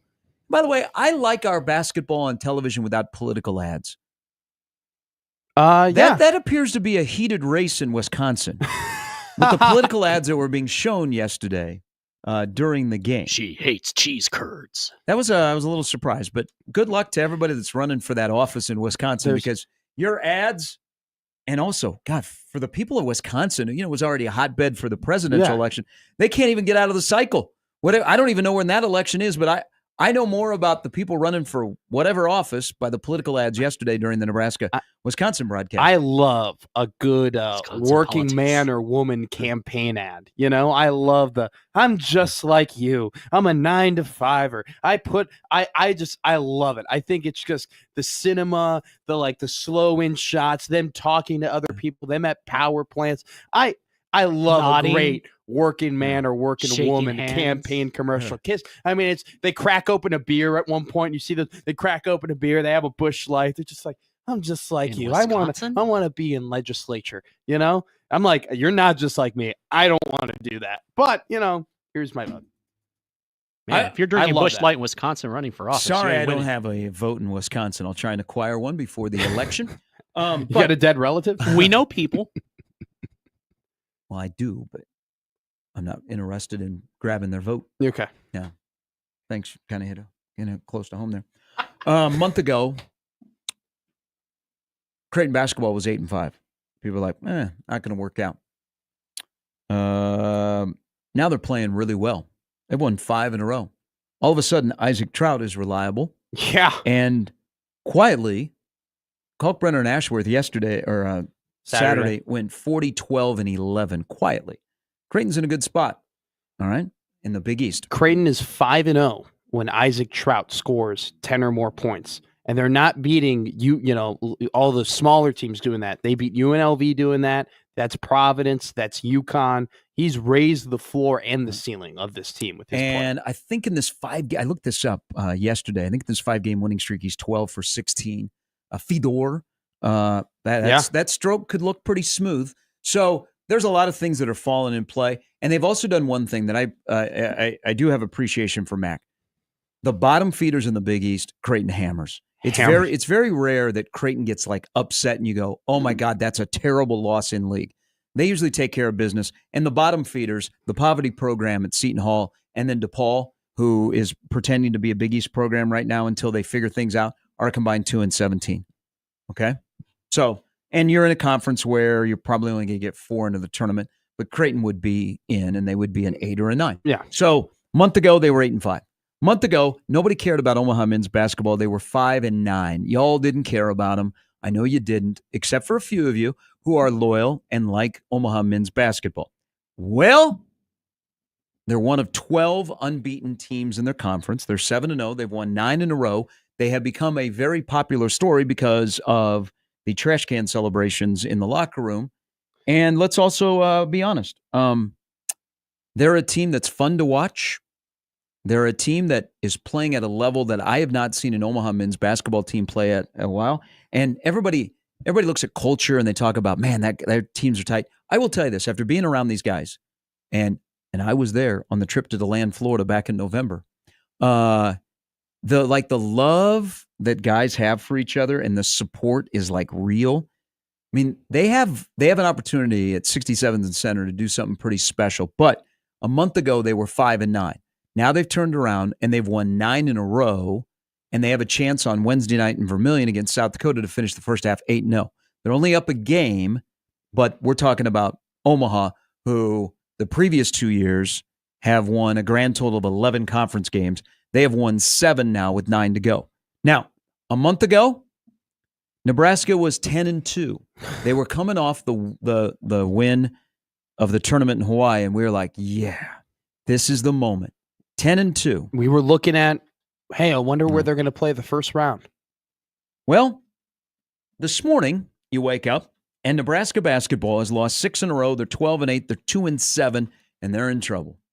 I'm not going to get riled up about yesterday because I knew that was going to happen because that's just who they are. And Fred's got to live with it. 3 of their 5 losses in the Big Ten on the road have been by 28 or more. 28 or more. Jeez. Hey, down 19-2, credit.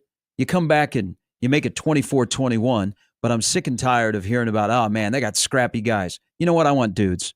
Okay? Yeah. I need a 6'9" Sam Hoiberg, everything that he brings to the table, but I need a more athletic Sam Hoiberg. I'm sick and tired of hearing about, oh, they're scrappy. Look at, they got a scrappy team out there. Well, they're not. Get some friggin' dudes in here. But here's the issue.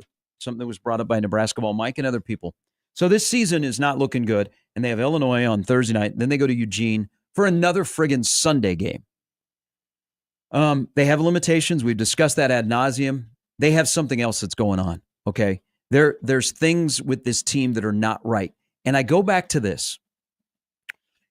The Iowa game. Iowa may have broken Nebraska. I hate to say that. And not may have. I think they did. And the people that hate Nebraska that live on that side of the river are going to Jones it up here. But I look at, I'm a big body language guy. Like Braxton Mia, if we just put the ISO camera on you yesterday, dude, you should have walked home from Madison. All right? Bad. Hey, good for you. You're getting paid to be here. But you know what? How about live up to it? I'm just saying. But if you go back to the Iowa game, so they blow the 15-point lead. But remember, they got to overtime, correct? Yes. Okay. Magically. Okay. Bryce Williams, who now is just in a bad spot in his basketball life with no confidence, no desire to drive to the rim. He's all over the map. In that game, he hits a 3. Remember, we still thought highly of Nebraska back then. Yeah, we weren't panicking. But to hit that 3 to send the game to overtime when they had blown a 15-point lead, what was the reaction around him off the bench? He was telling people we brought this up. I go, he was telling people to calm down. He was telling them to. So I keep going back to that reaction.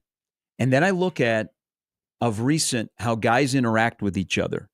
And they're not all together. And I hear leaders and the head coach say energy, passion, toughness. That has been for 3 straight losses. Energy, passion, toughness. Not schematic, not poor roster construction, not fanning on portals. Energy, passion, toughness. 3 things that Fred, I thought, had turned the corner on. So as this season right now is like it is, I mean, Nebraska's competing to make their own conference tournament. We're no longer talking about the NCAA. We're talking about their own conference tournament. And if they don't make the conference tournament, and this season really, really craters and it's a full collapse, I don't know how you bring Fred back. Now, I want Fred Hoiberg to be more than just Fred Hoiberg. I want Fred Hoiberg to be successful at Nebraska and be more than just his name. But we are back to trending in the wrong direction. Yeah. If it's portal mishaps and you're not able to compete out of the portal for whatever reason, I'm going to listen. But if it's a full collapse where you lose a team, because I could probably live with the way this year goes and go, just weren't built like you were last year. Yeah. You had some defaults, but let's see how you respond. But if it's a full collapse and the team just says, peace, I'm out, and they throw in the towel, then it's a serious conversation.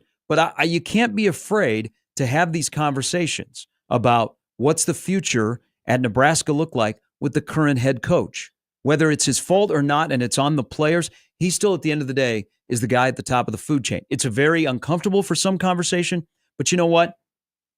I demand more out of my program, Sure. and that's where we're at. So I want to go back to the passion, energy, and effort. I think what happened yesterday, there was a moment that I noticed that I think can really show where this team is at right now. Mhm. So Wisconsin goes on the 19-2 run. Timeout gets called. Wisconsin comes out of the timeout, and for whatever reason, they were sabotaging themselves. They were doing nothing that was getting them successful, that was having them, that was getting them the success they were having previously when they got into that timeout, right? They stopped moving. They weren't screening. They weren't passing the ball. They were dribbling into double teams. They weren't pivoting out and looking toward the three-point line. They stall out, okay? They didn't score a bucket for 6 minutes. Yeah. Okay. Now, Nebraska didn't do enough on offense to really make that count, but that's besides the point. That has nothing to do because we know that. We know that this team's been struggling on offense. We know that they haven't been playing well. That's whatever. What I noticed, though, is that after about 2 or 3 minutes, Nebraska started playing with more energy on defense. They started closing out quicker. They started bouncing up and down a little bit. You could tell that there was more energy. There was more passion. They were playing better defense because Wisconsin wasn't scoring. Was that was that when Williams and Gary weren't on the floor? I don't know. I don't know off the top of my head who exactly was on the floor, but I just noticed they were moving around. They were closing out. They were playing passionate defense. I have a problem with that because why did Wisconsin have to not score for 6 minutes for that to happen? Why did Wisconsin have to sabotage themselves and go on this drought in order for you to now get the energy to then go and play good defense and try and get back into this game? And then what happened when Wisconsin started scoring again? They stopped playing with that energy. They stopped playing with that passion, and then they ended up, thank God for Connor Siege in 3 and a Bryce Williams layup to end the first half. They were only down 12. They probably should have been down 17. But the fact that Wisconsin had to play bad offense in order for you to start playing good defense and start moving around in the manner in which we saw you moving around when you were winning games earlier in the year, that's ridiculous. That's a sign of bad culture. The fact that you have to see the results before you start actually playing hard in order to win on the road, it's absolutely, it's an indictment on what's going on. The fact that Wisconsin had a brick 3 after 3 after 3 for you to finally be like, oh, I'm going to play hard defense now. No, this team needs to play hard defense for 40 minutes. And I know that because that's all the coach says. And if he's telling us in the media and he was telling us, the fans, he's telling the team that. And the team is hearing that, and they're not doing that. Yeah, that was a disaster from start to finish. They play a defensive style where they're going to give up a lot of three-point opportunities. And Wisconsin had 17 threes. Nebraska as a team had 21 field goals. They figured out. Look, the Big Ten has figured out this offense a bit, or this defense in a bit, because what you can do is you can get downhill, right? You screens at the top, and then you can force that double team in the post. And then when that double team gets forced, right, then you pivot out and you look to the open shooter. Now, the defense, when it worked because even though they got to the double team and they pitted out and they threw it to the three-point line, you had guys who could read the ball and rotate out there in a manner in which you can have a contested shot, right? That's not happening because, number one, their IQ has just fallen out of the boat. And two, they're not playing with that speed they were earlier. I don't think there was a boat for the IQ to sit in. It's being exposed now because they're not playing love. as hard. Here's what would make some sense.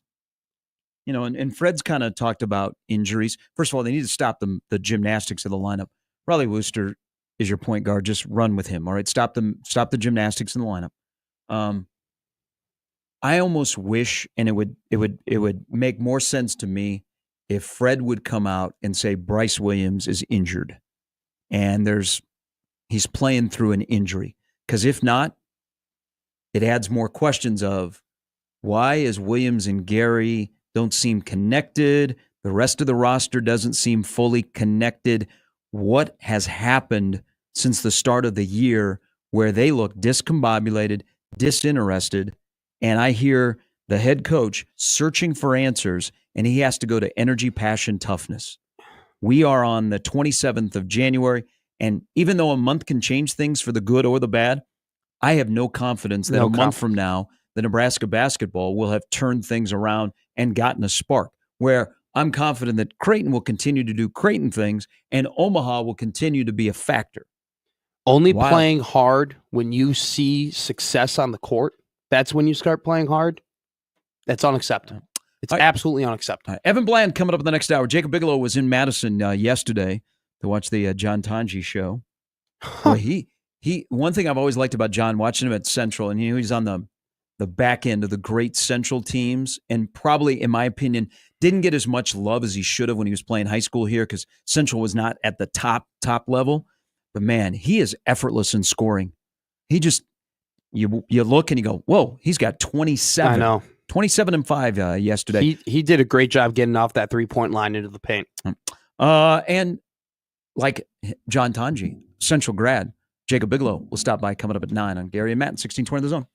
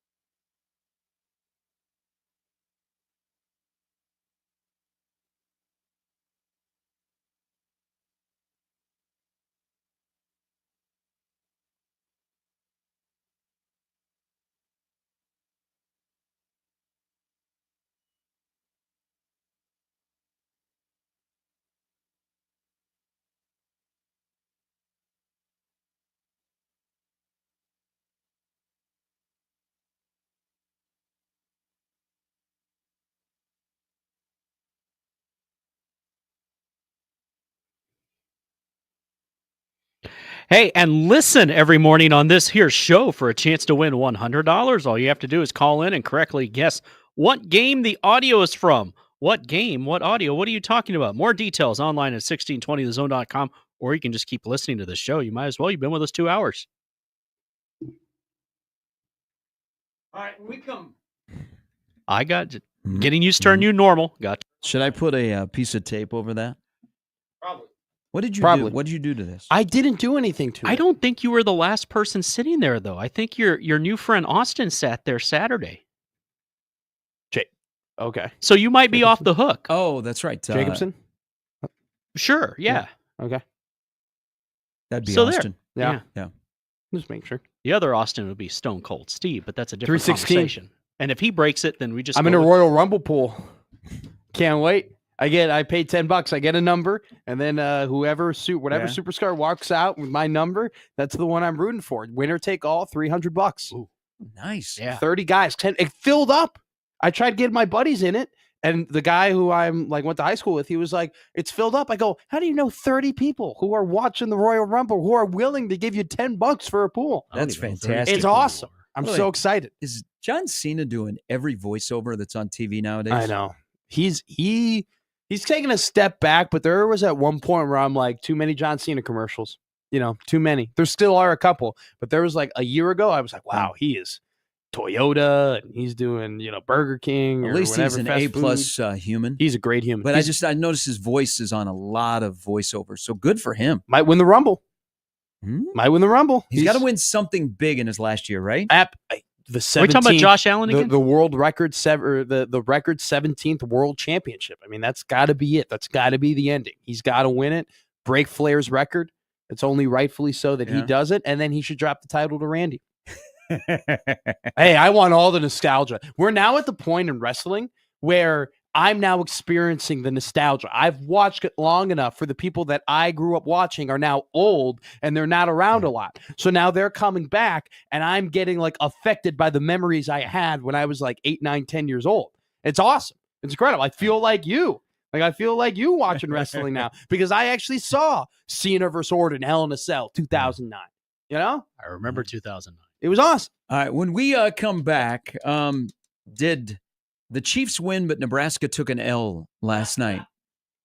Plus, for all of the Union Omaha fans, I have some good stuff for you when it comes to the future of Union Omaha that I will share. But you might be, if you hate the Chiefs, I got something for you that's going to confuse you when we come back. Are you going to Miss- make me mi- like them? Mr. Austin, what would you like for breakfast? I'll have an ice cold beer, hon. Gary and Matt, 1620 The Zone.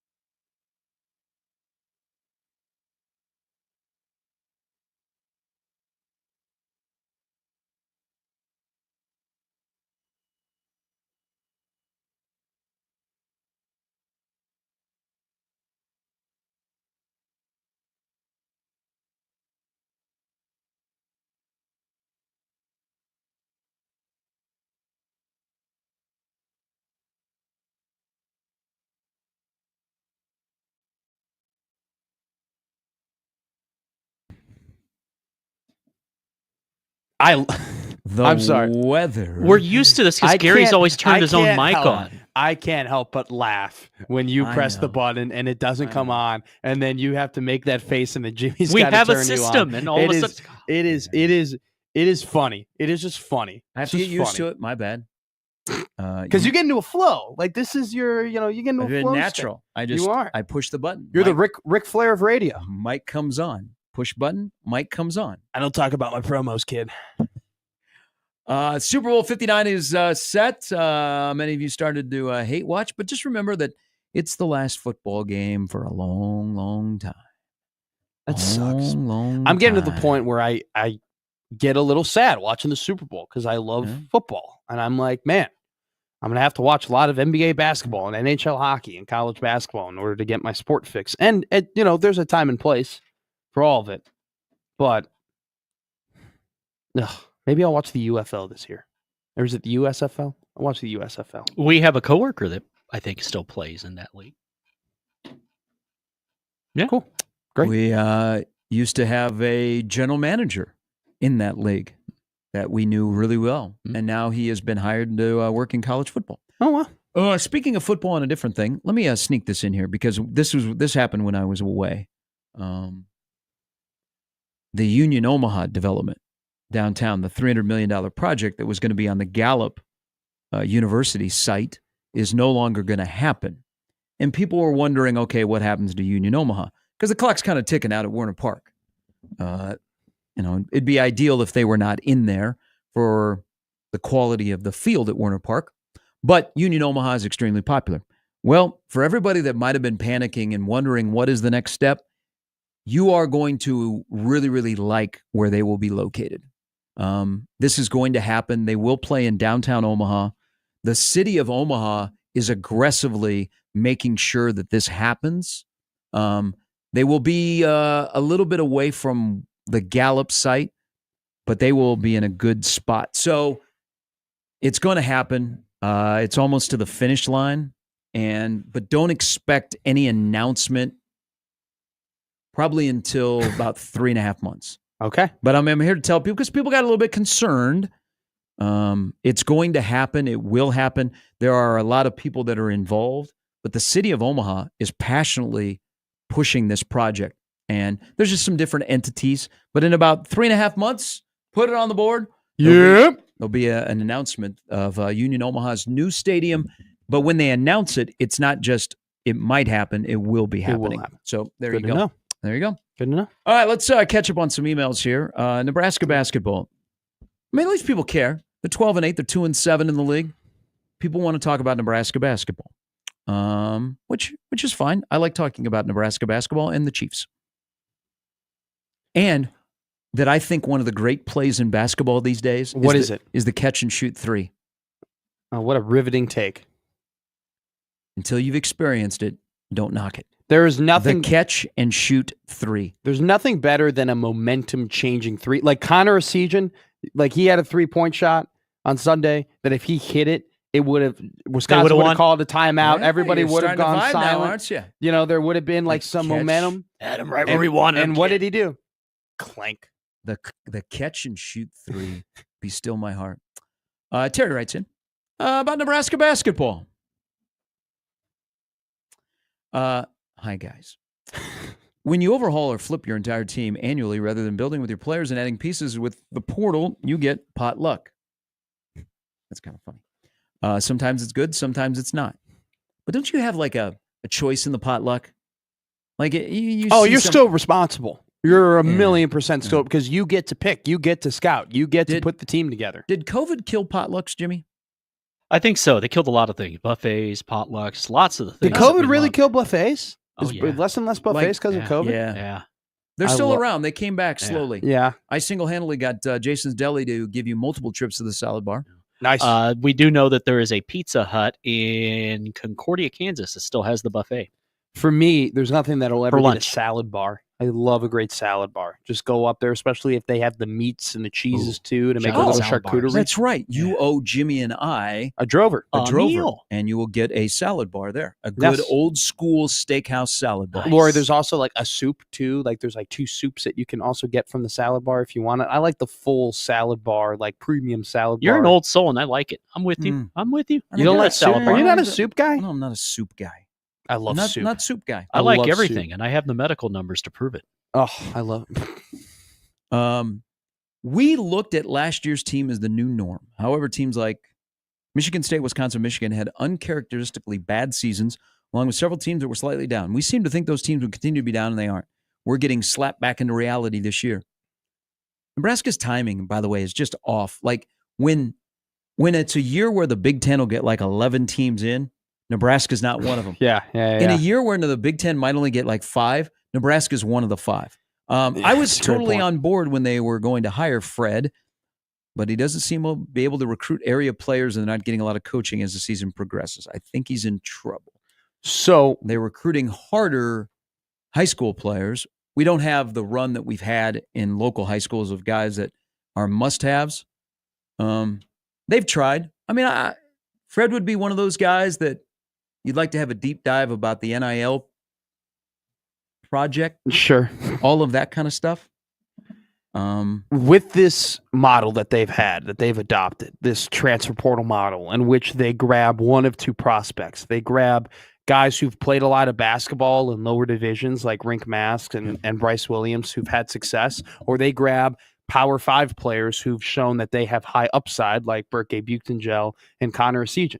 And they put these guys together, and last year it worked. Last year it was really, really good. But what we have to remember about last year, though, is that they did have some guys who had been around the program, who'd been core members of that program that were there previous to them bringing in all these transfers. Mm-hmm.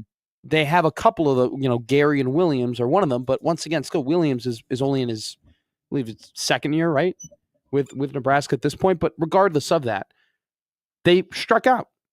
They missed out. Yeah. They did not have a good portal with this model of grabbing all these portal guys. They did not have a good cycle. Mia is not playing now. Gavin Griffiths is not playing now. Ooh. Raleigh Wooster is not the player that you thought he was.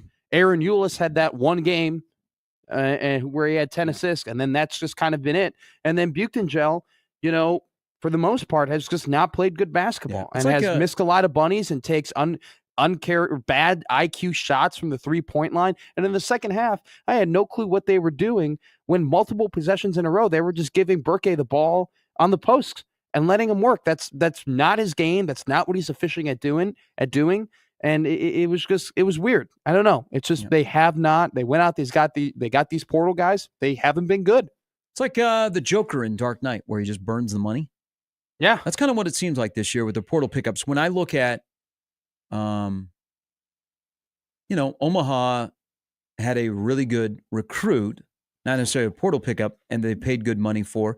And then you look at, Creighton spends wisely, or they don't go above their means, and they might finish runner-up like to Mahoney at UConn.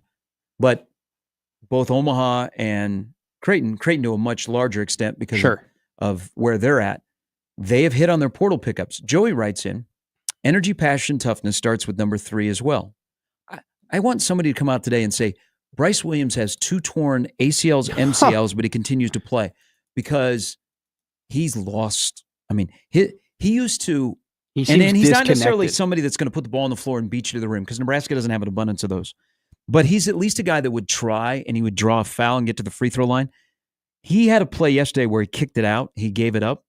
And he has no desire to go to the rim. Now, the rest of the league is beating him up when he handles the basketball because that wasn't his case last year. And you had a Mast. I think Mast was more important to Nebraska last year than Casey because of a big man that could pass and could shoot and what it would do for the other team on how they'd have to defend that. But that's beside the point. I would also like to have a glue guy like an Alec or somebody like that because I look at Wisconsin yesterday. Look at Kroll.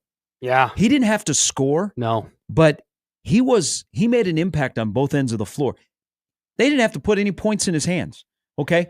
Nebraska doesn't really have that guy that makes that kind of an impact. Like Alec was that guy that didn't have to necessarily score, but he made an impact. Yeah. And you More need from- that guy to win in the Big Ten. Yeah.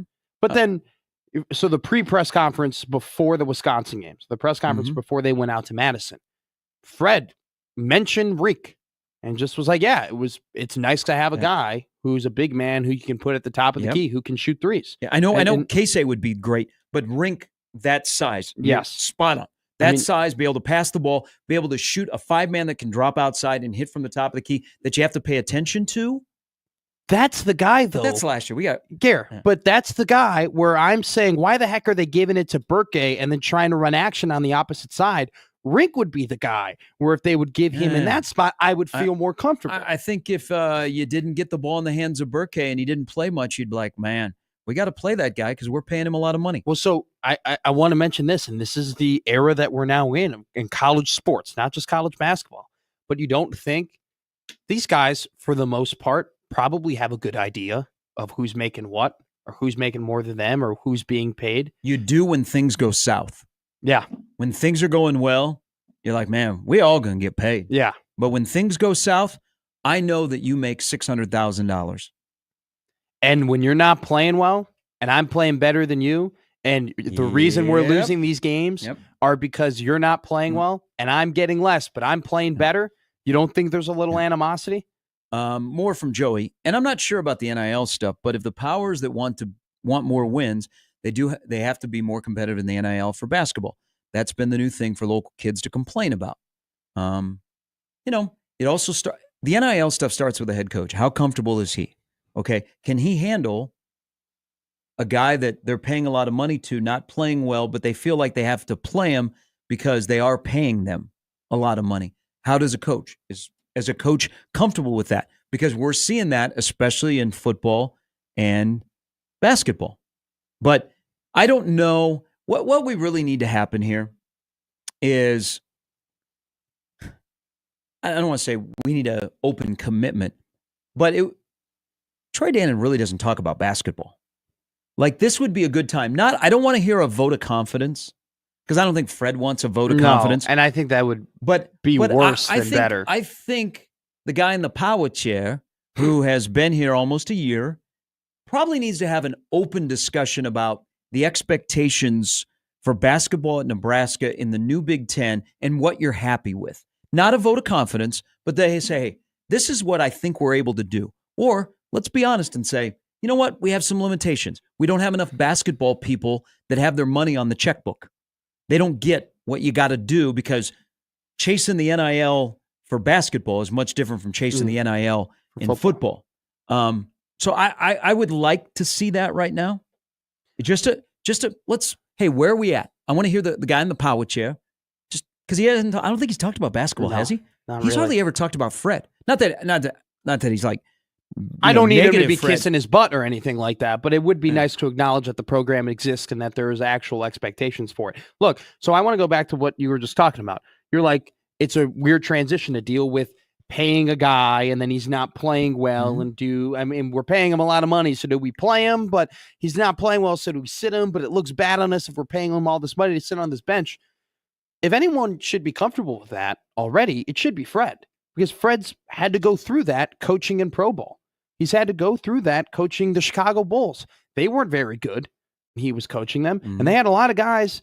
Look, in basketball, that's an interesting point. In basketball, you pay $120 million. There's no such thing as like open salary. Like, you are paying all the players $120 million. And so on those teams, there was Cristiano Felicio, who was making $8 million a year, who wasn't doing anything, who wasn't playing, right? And like, there were players on that team that were making money that were not good. They were not great when he was coaching the Bulls. So that should be something that he's experienced before in terms of dealing with that and dealing with the culture around that.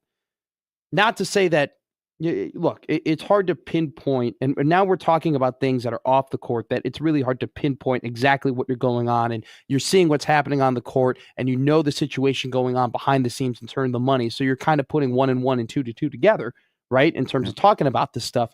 But he's done this before in terms of paying players and then them not performing. That's something that he's had to deal with. But he hasn't had to do it at Nebraska yet. That is because true. Last year they hit on the portal.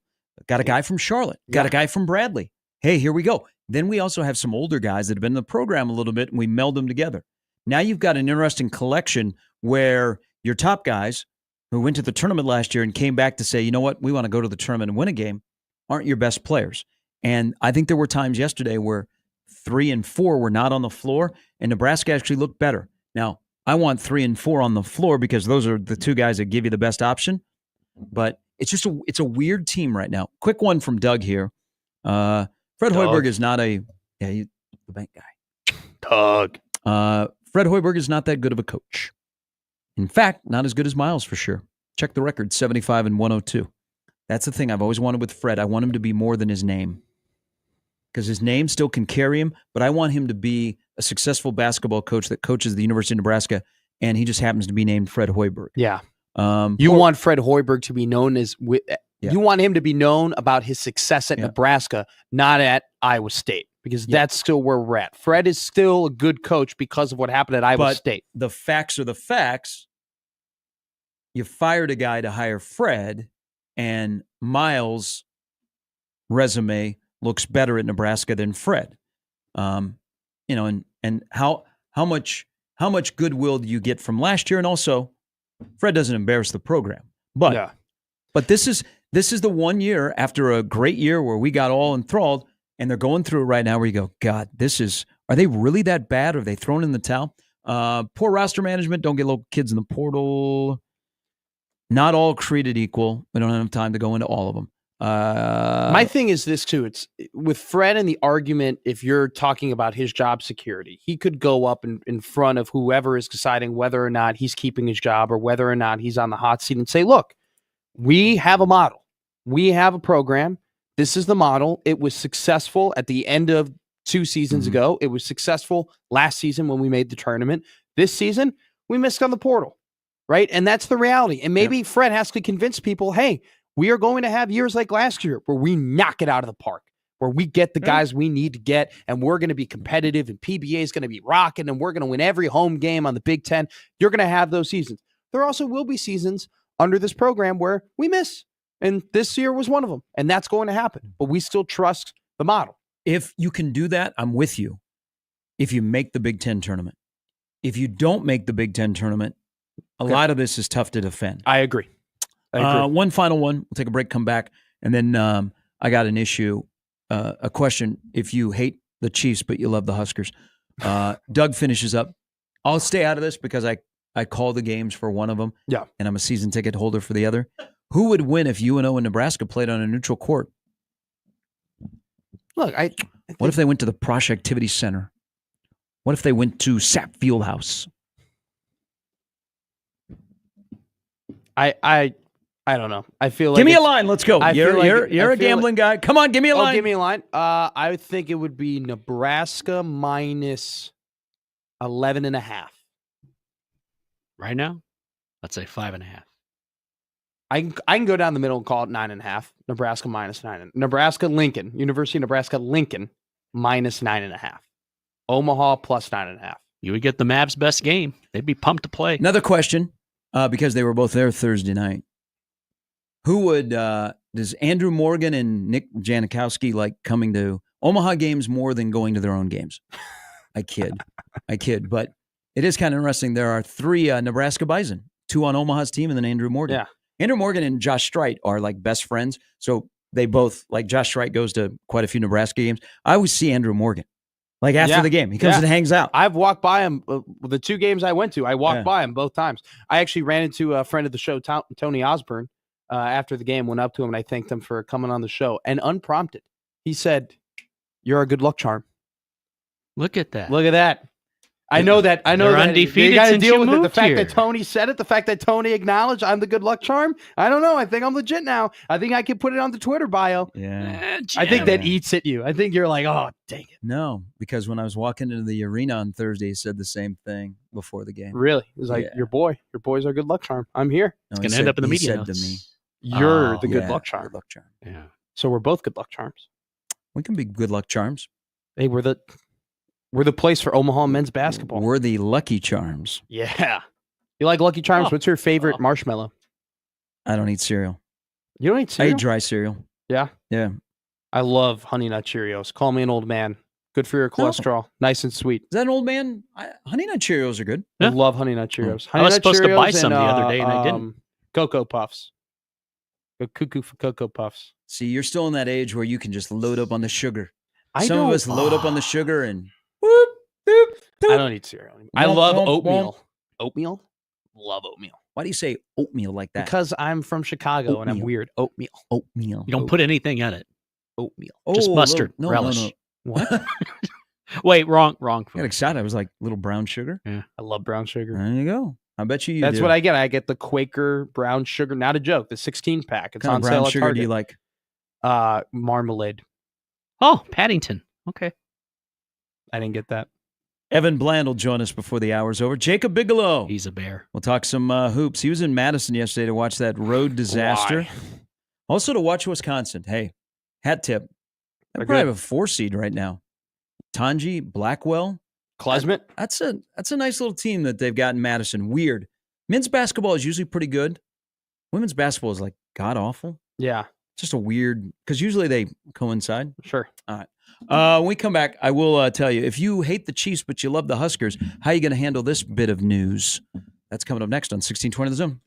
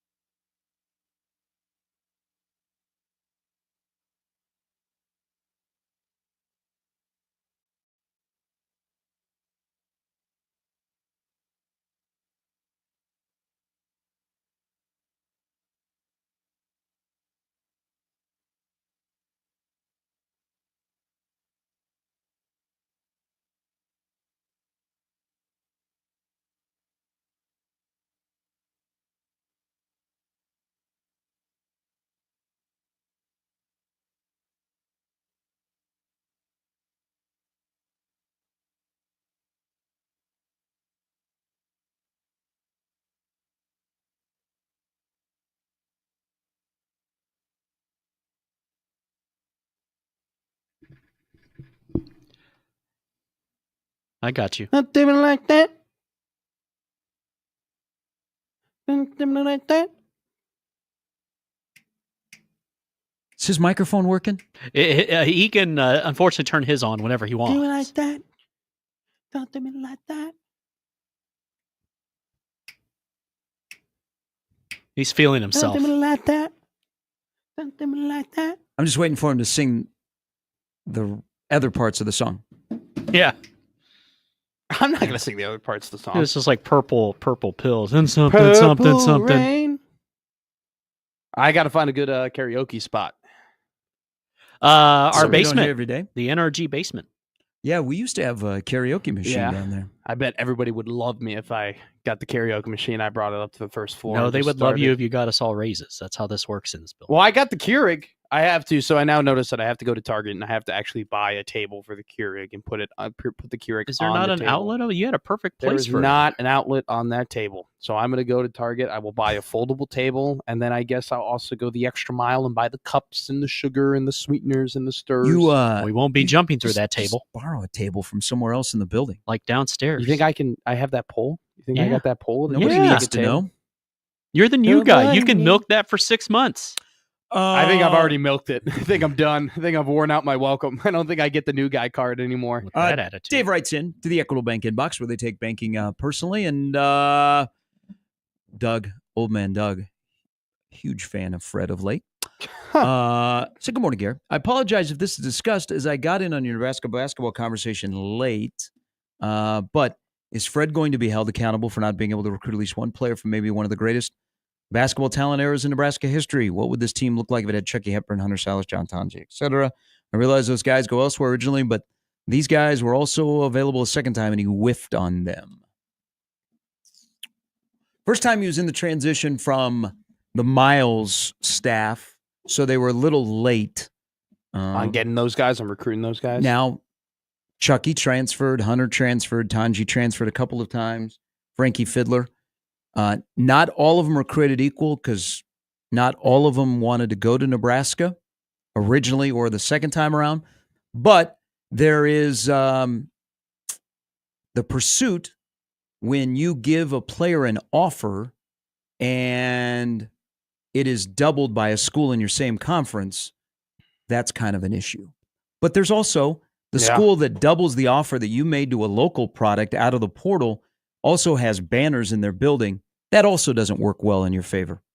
That's why this year is really important for Nebraska to start to stack success. so they not can have start. not You're have absolutely one right. off when you have to start over to say, hey, we got this thing rolling. You want to be a part of it. That's a great analysis because you're building something. Fred can say, look, it took us a couple years, but the second half of 2023, we picked it up. Yep. Then in 2024, we made the tournament.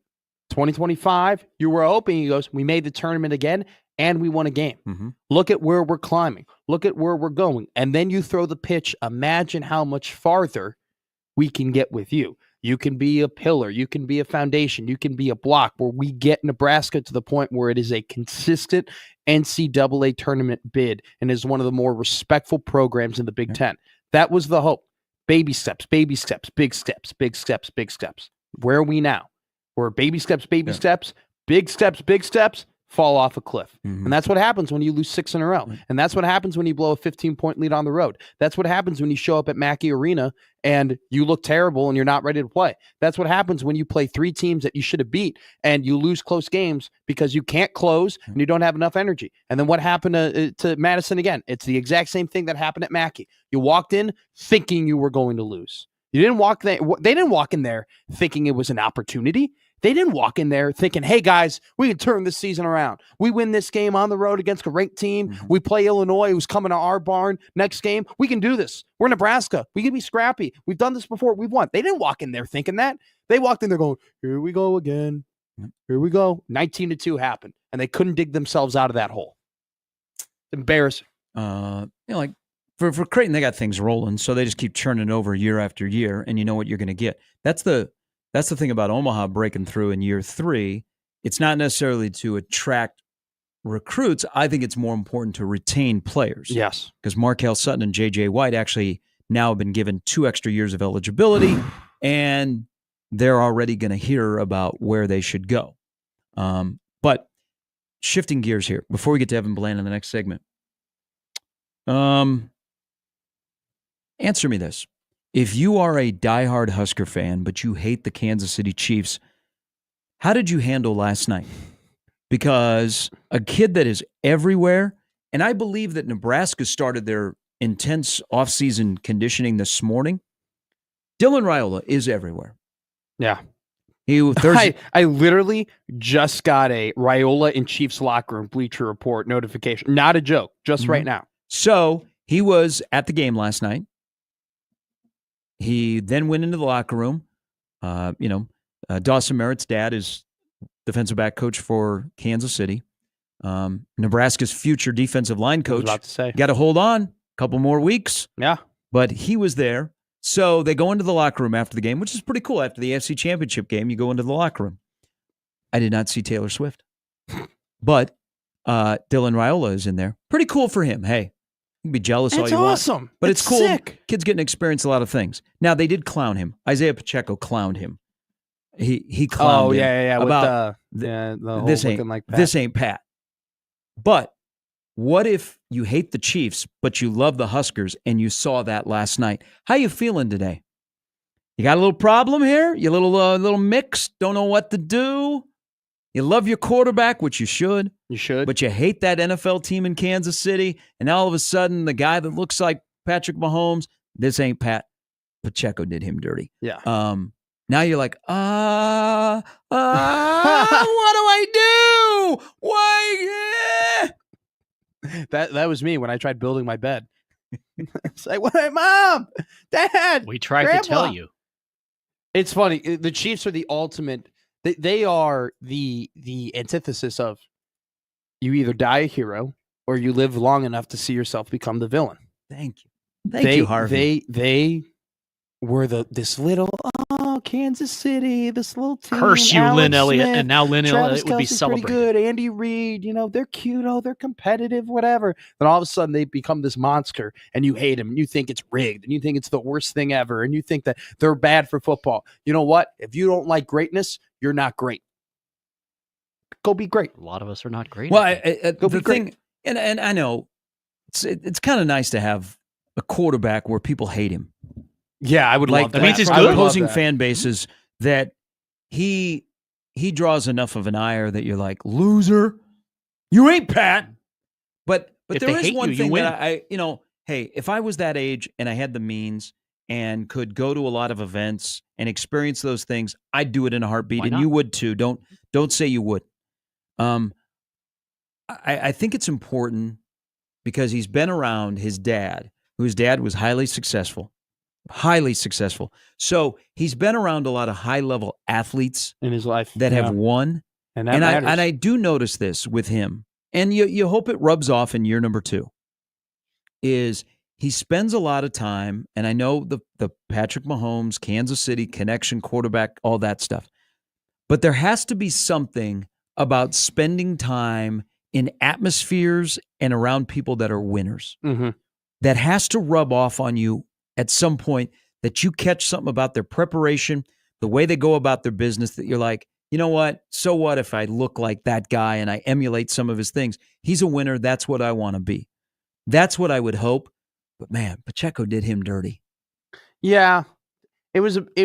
This I don't ain't think he meant it. this like ain't that. Pat. I don't think he meant it like that. I mean, the guy just made the Super Bowl. I think he's kind of joking around. just and clearing like it up. feeding into the fact that he looks like Pat and he's got the haircut like Pat. And we've cleared this all up. Like Dylan Raiola has clarified that first off, he wore 15 because of Tim Tebow.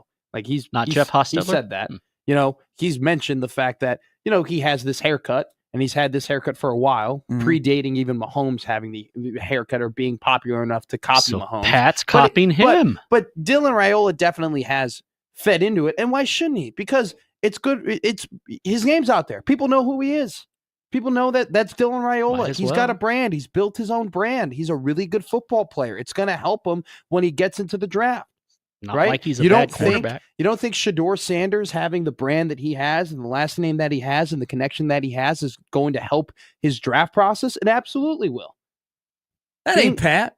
It's tough. And then Pacheco goes, "That's Pat." Yeah. And then Mahomes is like 4 lockers down. Here's the thing. He's just though. clearing it Where up for was the Taylor media. Swift? What you were talking about Hell, Dylan was on the field after being the around game. being around winners and all that stuff. Like that literally is just culture building. Like that is literally how cultures are built. Like you go to the New England Patriots locker room.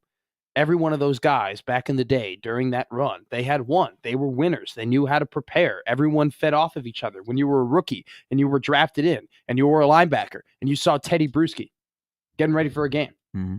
You don't think you're going to tie your shoes like Teddy did? You don't think you're going to, wrap up your arms like Teddy Bruschi does? You don't think you're going to feed off of? You don't think if you're a D lineman and you got Sharp right there, right in front of you.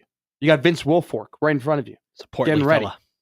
You don't think you're going to take after Vince Wilfork being in those meetings, learning those things and whatnot? Like, am I playing defensive line? Dylan I thought you Raiola. were offense. No, I'm not pointing at you. I'm just saying as an example. Like You're Dylan going up against Raiola, Vince Wilfork. like Ooh, being around winners go low. helps him become a winner. And if he becomes a winner, hey, do you know who's going to feed off that? The guys in Nebraska's locker room. It's a positive. Being around successful people helps you become successful. Put that on a T-shirt. So Your kids don't have bumper stickers anymore. Yeah. I have a bumper sticker.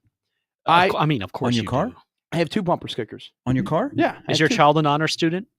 No, That would be funny. I have Huskers, and then I have a show that I used to work on there. On your vehicle? Yeah, it's a little joke, but they like it. They're sweet. We And need to get you a bumper sticker from here then. I don't think we have bumper stickers anymore. I don't think But bumper stickers are out.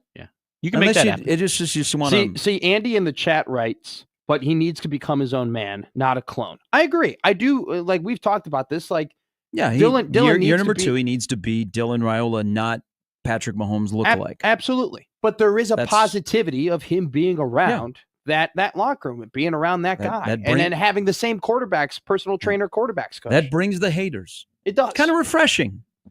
Quarterback that's 7-6, and a lot of other opposing fan bases hate the kid. I think that's a good sign. I think it's a great sign. When people hate you, you're doing something right. You're not losing. When they love you, you're losing. Evan Bland, winner, chicken dinner. He'll join us coming up next on 1620 The Zone.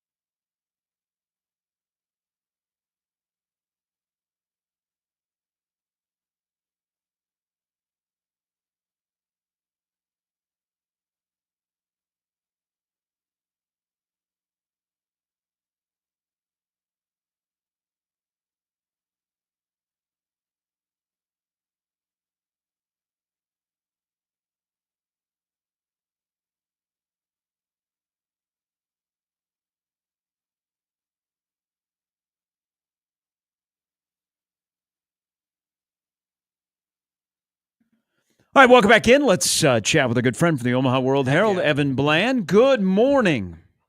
Morning, guys. Hey, we were just discussing, so Dylan Raiola is everywhere. He's supporting fellow student athletes.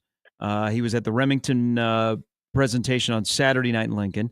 He was at the Chiefs-Bills game last night. I believe today is the first day of their winter conditioning, so he had to be back in Lincoln with a teammate. So he's in the locker room, got a lot of attention. What do you think? And I preface this by saying, you look around college football, and Nebraska is very fortunate to have a returning quarterback that has experience, that has the upside of Dylan Raiola.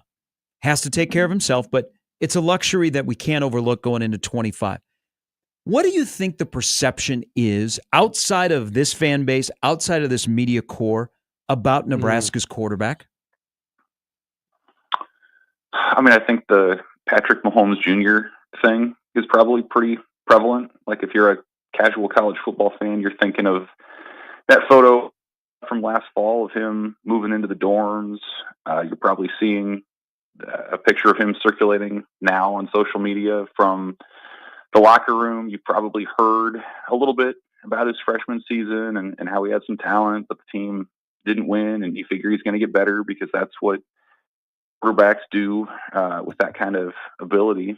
Mm-hmm. So I think that's probably where you start. Like, you have a general understanding that he's talented, and he's clearly part of the inner circle of this ongoing NFL dynasty. When you can rub elbows with Patrick Mahomes right after another Super Bowl appearance, and you have a future incoming assistant coach and Terry Braden who's in the locker room, and you've got the dad of another incoming recruit who's in there and wrapping his arm around you. Like, I think it's a guy who's clearly invested in by a lot of people around him, who's earned it through his own work ethic and ability and all the rest. And I think that's why Nebraska has some of this benefit of the doubt going into the off season and is in these way too soon top 25 lists, because I think he's part of he's on people's minds.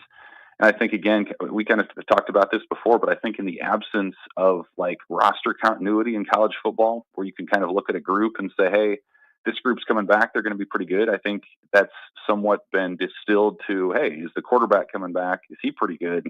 And that's where they start making some of these projections.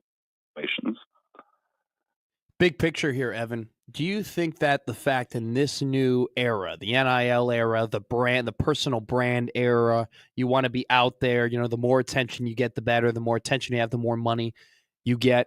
Do you think it's a positive thing for Nebraska as a whole that their quarterback is kind of out in the public and out in the national media and people are posting about him and talking about him? Do you think that could lead into other prospects or other recruits being like, oh, playing at Nebraska can lead to more attention than maybe I anticipated?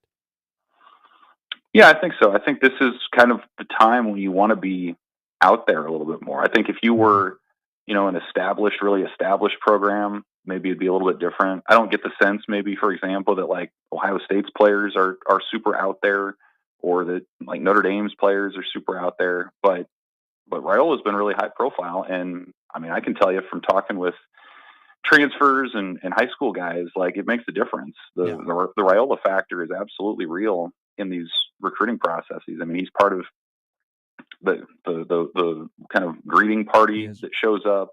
A year ago, he was the guy on the field taking photos with Dante Dowdell and some of these other guys.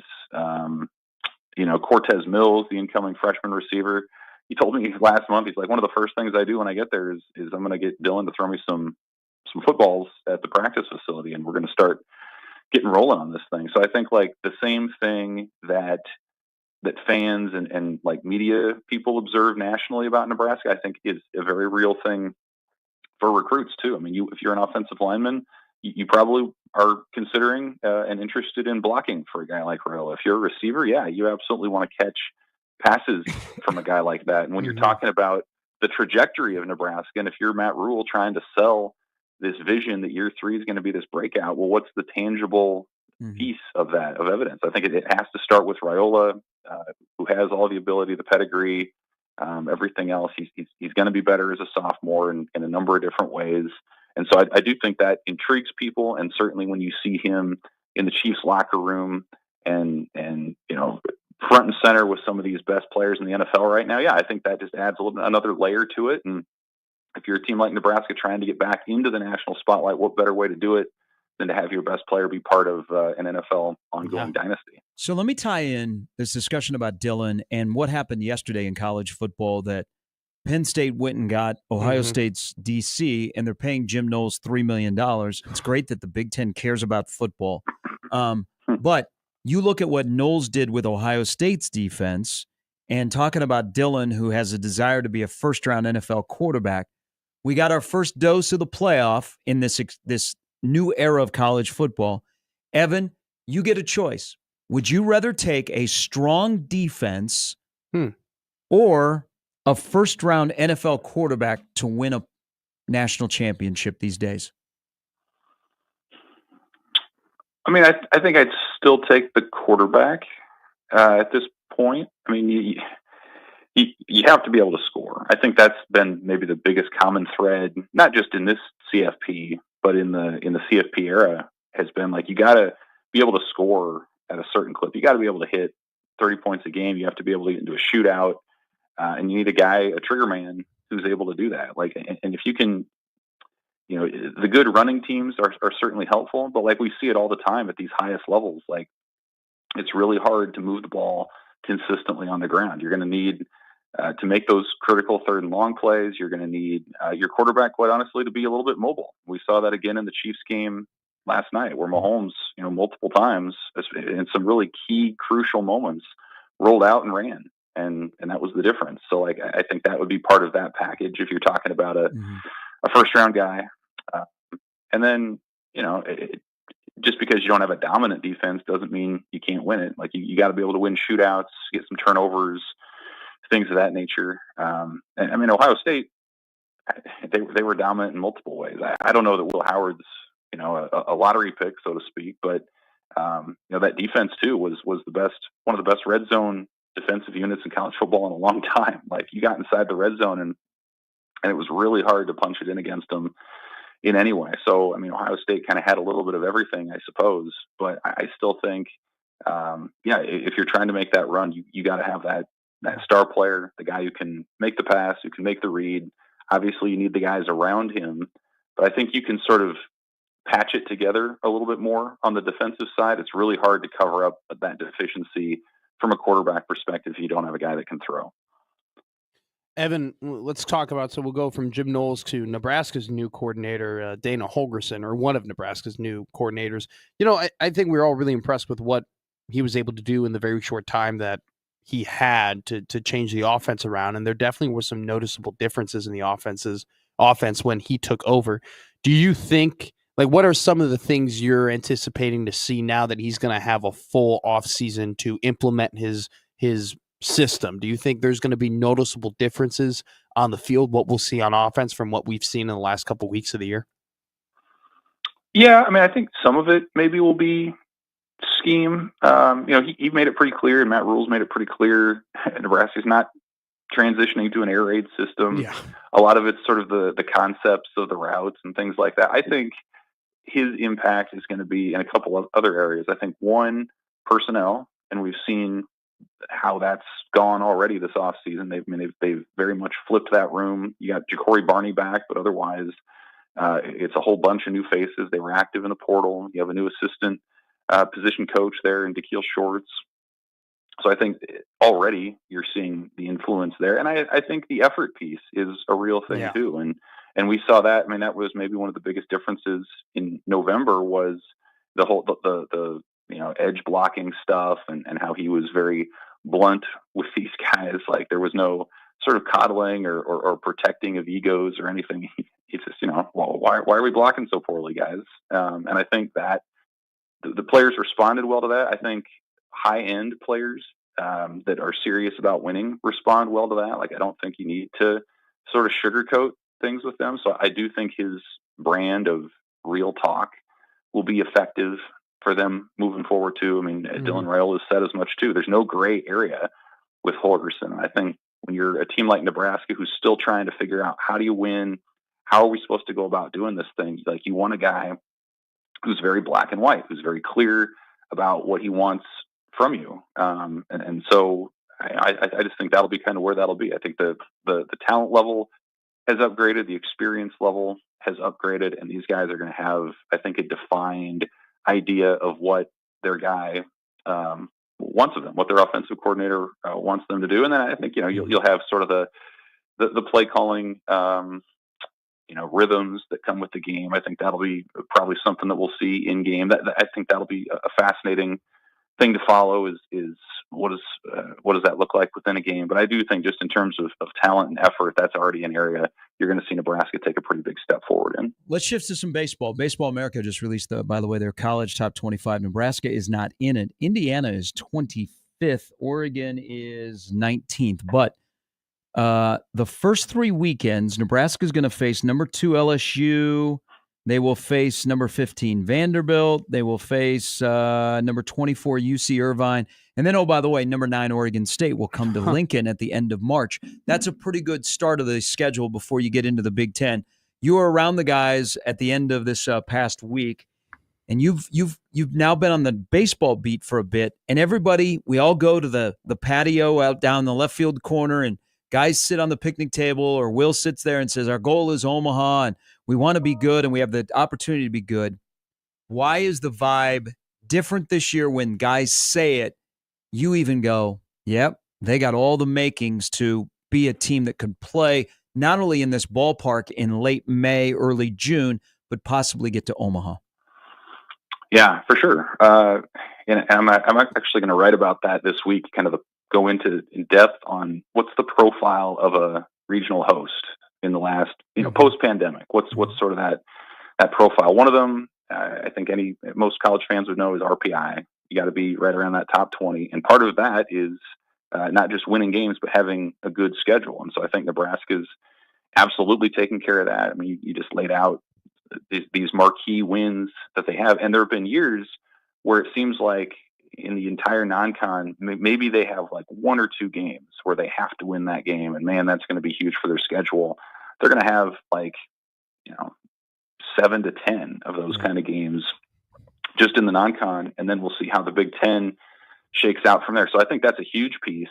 You have to have that schedule that's a little bit closer to what an SEC team or an ACC team is going to play. And then you need to be old. And I wrote about that for the weekend. Like, you look around college baseball, and especially in the Big Ten, and you're seeing huge roster turnovers of 25 guys, 30 guys at a lot of places. I mean, there's just been a ton of movement that maybe just goes a little bit less reported than what college football has, but it's absolutely there. And so if you're a team like Nebraska that brings back 23 players and almost your entire lineup and a good chunk of your staff, and you're bolstering that with some good portal ads and younger guys who are on the rise, like it's all kind of meshing together for a team that, like, I mean, it has the ability. And I think I've been asked about kind of that 22 team that was also preseason ranked after the 21 squad, broke out and won the Big Ten and went to a regional and everything. And that was so much different because that squad lost the guts of its leadership and producers. Yeah. And there was sort of, you kind of had to take make that assumption that things were going to transition and still be fine. You don't have to make that kind of assumption with this team. I mean, so many of these guys came through in big moments for Nebraska last year. They know kind of what goes into it. And so I think all that kind of comes together. I think we've seen Nebraska be more competitive with NIL. Like, you look, around the Big Ten, there have been a lot of best players in the Big Ten left to go to the ACC or the SEC in the offseason. Nebraska was able to keep all of its guys. So I think you kind of factor all that in there. Again, the travel aspect to me is really fascinating. I think being in the central time zone, especially in a sport like baseball in a coast-to-coast league, is really important. So we'll see how that plays out. But I think Nebraska's, to me, I would definitely put them ahead of Indiana. That's interesting to me that Baseball America would put them in the top 25 over Nebraska. They probably have one of the league's best players in Devin Taylor, a talented outfielder who will be a high draft pick. But I do. I think this is an old team that is absolutely going to be in contention for the postseason, and it's going to be a lot of fun to see how far they can go. Hey, are you going to be in the Phoenix area for the opening weekend? I wish. No, I'll be Oh. watching on MLB.com and MLB Network with everybody else. But, I mean, that's a heck of a weekend. 3 or 4 teams you're playing were NCAA qualifiers a year ago. So we're going to see what they're made of right out of the gate. Yeah, that should be a lot of fun. Evan, we appreciate it. Have a great week. Thanks, guys. Thank you, See ya. Evan. Evan Bland of the World Herald. UC Irvine, Vanderbilt are the first 2 games at the beautiful Salt River Fields at Talking Stick. Oh, That's a gorgeous ballpark. I haven't been to that field, but I've been in that area, and that area in general is very, very nice. Then you have LSU. Yeah. You get Oregon State at home. You don't have Indiana or Oregon on your Big Ten schedule, so you wouldn't see them until Omaha. Nebraska could be definitely in the conversation by April 1 if they are able to grab a win against UC Irvine, Vanderbilt, LSU, or win that series against Oregon State, because you never know. By the time that series rolls around at the end of March, Yeah. Oregon State could be scratching the top 5. They absolutely could. I mean, it's going to be so interesting this year with, the new Big Ten, bringing in UCLA, USC, Oregon, these teams who in the West Coast, man, they play baseball out there. I mean, those are teams that have pretty consistently been good, playing good baseball. Now you add them into the conference is going to be incredibly interesting. That Oregon State matchup, 3-game series in Haymarket Park. It's going to be something. It's going to be a good season. They got a really good team. Mason McConaughey named preseason All-American. And rightfully so. They have their rotation, their weekend rotation should already be taken care of. Yeah. Jacob Bigelow going to join us next. We'll talk about rotations, poor weak side rotations on defense. Just Wisconsin ate them up, getting into the left block and then flipping it over to the right side of the court. I mean, it was simple basketball. Who would have thought that the Eagles would score more than Nebraska yesterday? I didn't even think of that. That's crazy. Jacob joins us next on 1620 The Zone.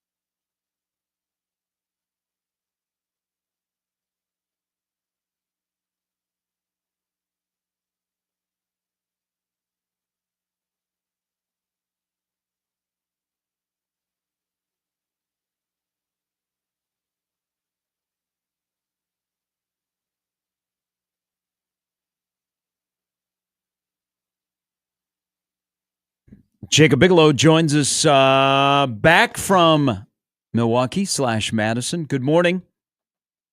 Oh yeah. Good morning, guys. How we doing? We're Good. doing. Why? Yeah. Why? Why what? Why'd you go? They look good on TV. If you had a big screen TV, it would have looked a lot better. It would have probably saved some money. The hassle, the drive across the state of Iowa. I mean, it was a pre-plan. I mean, it was planned well in advance, so I could get up to Milwaukee and see one of my closest friends who I grew up with, and spend some time with him, and then sneak over to Madison for the basketball game, and then after how my week started last week, I would gladly let someone else's insurance company pay for my drive. All right, via rental car. so that's why you weren't with us last week.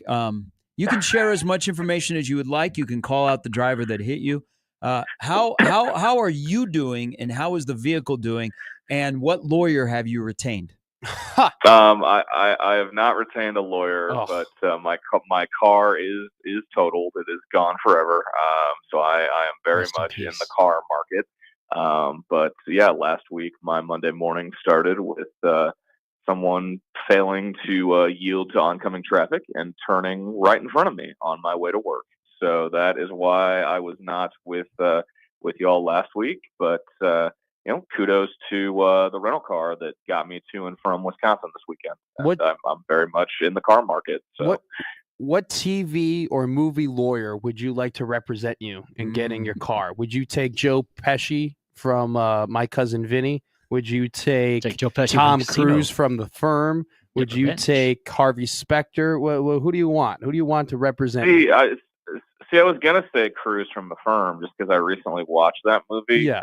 I haven't watched Suits, but I Okay. keep on getting Great show. like Harvey Specter clips Yeah. on various forms of social media, and I'm just like, I think maybe I should watch that show at some point. But my first default answer was gonna be Cruise in The Firm. Okay. What about okay, so let's throw some more names in Here here. we go. Well, we could do Lieutenant Caffey, which also Cruise, also A Few Good Men. Or you can get Weinberg if you want, the B team playing Max? for you. Oh, What else? Who Well, else are we So missing here? there's Jackie Childs, but you don't Yeah. seem like a Jackie Childs No. yeah. client. I think Saul Goodman Oh, would be perfect for you. That'd be incredible for you.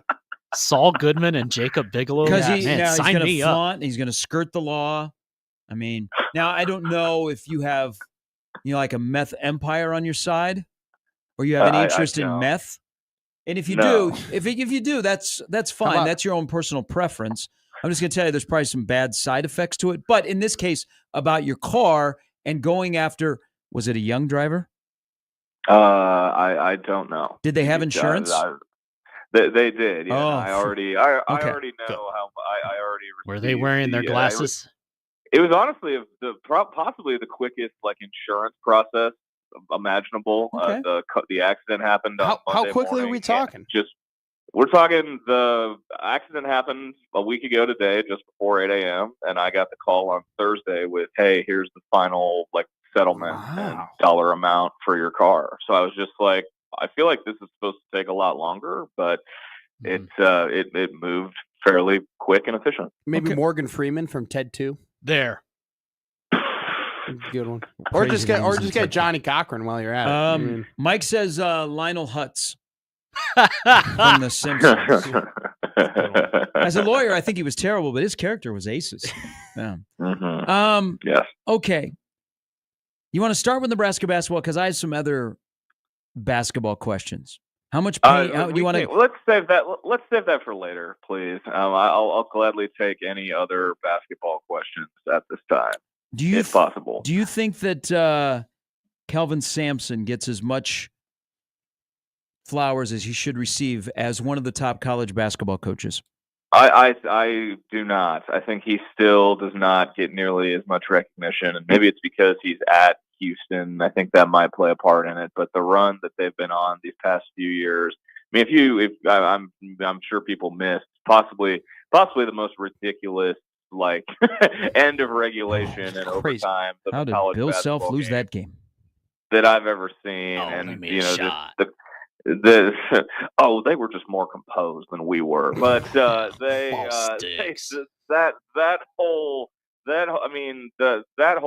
the end of that game.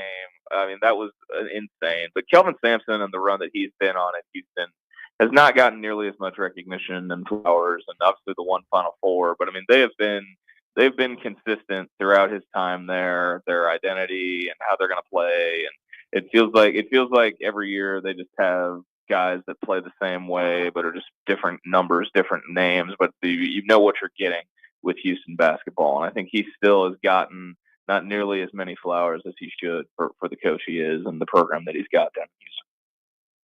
All right. Well, I will ask about Nebraska basketball. Hey, we weren't laughing a month ago. They were 10-2. At what point? Butt of all these jokes. At what point did you immediately regret going out there and watching them play? I don't know. Maybe when it was 19-2. Maybe when 19-2. 19-2. I was looking at the calendar for the next couple months, like trying to be do I need to move some things around? But and then of course they battle back and they get it down to within 3, and you're just like, well, what do we have? Just the EKG up and down, up, way down, then way up, and then way back down again. So I don't know really if that'd be a pretty depressing EKG. So that's a bad comparison. But that was probably when I looked around for a second. I'm like, I could be at home, but I mean, it was I still I'll ask you another question. Ways to spend a Sunday. There are plenty of worse ways to spend a Sunday than some basketball. And I like Madison, and I enjoyed my trip. But this team, it's just Groundhog Day now. Yeah. Every time they go out there, we're not going to be talking about like different issues or different things that are causing the results that we're seeing. It really does feel like a broken record. It's you have 2 6-year guys that are supposed to be your guys. One of them is -31 in plus minus yesterday. The other one is -28. I think they combined to make 5 field goals. It was 6 of 24. Yeah, okay, 6. And this isn't just those 2 guys. Then this can be lead into whatever your next question is. The biggest thing that I took away yesterday was just their body language and how they looked going into timeouts, how they looked coming out of timeouts, the energy from and on the bench. I mean, their body language was atrocious, and that just makes me have more questions than. I mean, obviously, there's plenty more questions than answers with this team in a 6-game slide, but that was the biggest thing that I thought. Watching it up close yesterday in Madison. They're one of the worst teams in the country now in terms of giving up threes per game. Teams are making, on average, 10 3-pointers a game against Nebraska. Are they just making more of them, or is it just is it noticeable that the closeouts have been worse? I think this isn't just recent. The way they play defense, they're going to give up a lot of threes, period. Yeah. I mean, a lot of 3-point shots. It just matters if it goes in or not. But my question is, are the teams just making them more, or has Jacob noticed an obvious difference in how they're playing? I think there is. I mean, I think it's a little bit of both. I mean, the way they defend, you're going to have the chance to take and make threes. I mean, I keep thinking back to something Randy Bennett said, the St. Mary's head coach, after the game in Sioux Falls, when someone asked him about like the looks that St. Mary's was getting 3 that day, and they shot a gaudy percentage, I forget what it was, and when they beat Nebraska, and he was like, the way they defend, they're gonna basically the thesis of what he said was, we told our guys, when you're looking to pass, hit singles. Don't look to hit homers with your singles, with your passes or your shots. Just try to hit singles.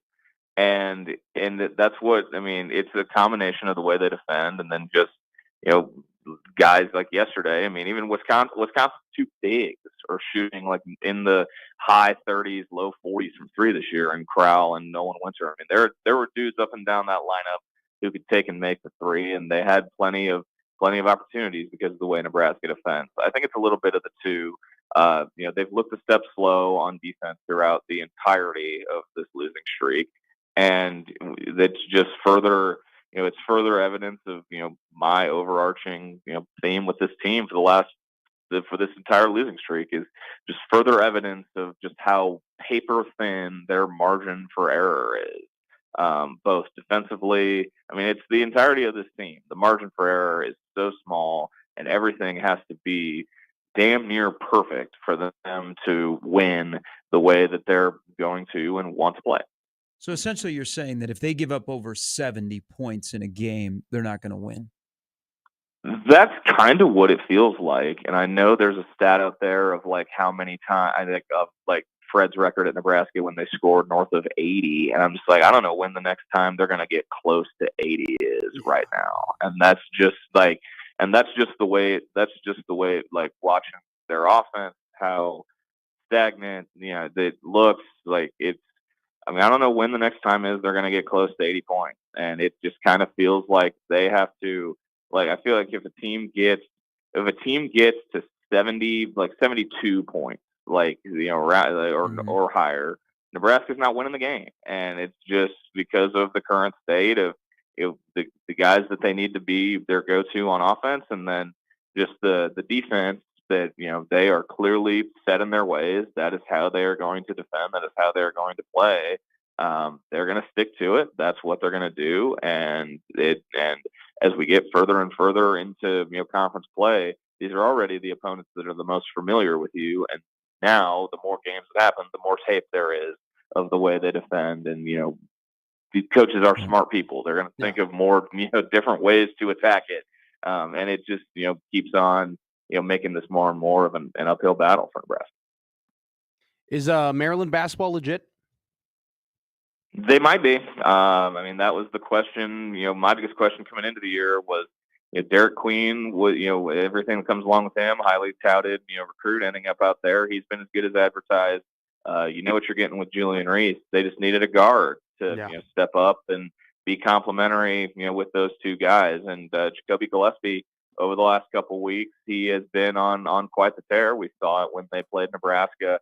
And they've those three dudes together. I mean, that's a pretty nice attack offensively. I still have questions about the guy in the first seat on the bench in College Park. I don't know. I think that would be my overarching thing with them, but not a bad week for them. They beat IU yesterday, and I could talk forever about what's going on in Bloomington, but I think Maryland, they're making a case to be near the top four, and maybe get a come close to at least have a single bye for Indianapolis. And, maybe if they keep this momentum going, maybe they have the double bye.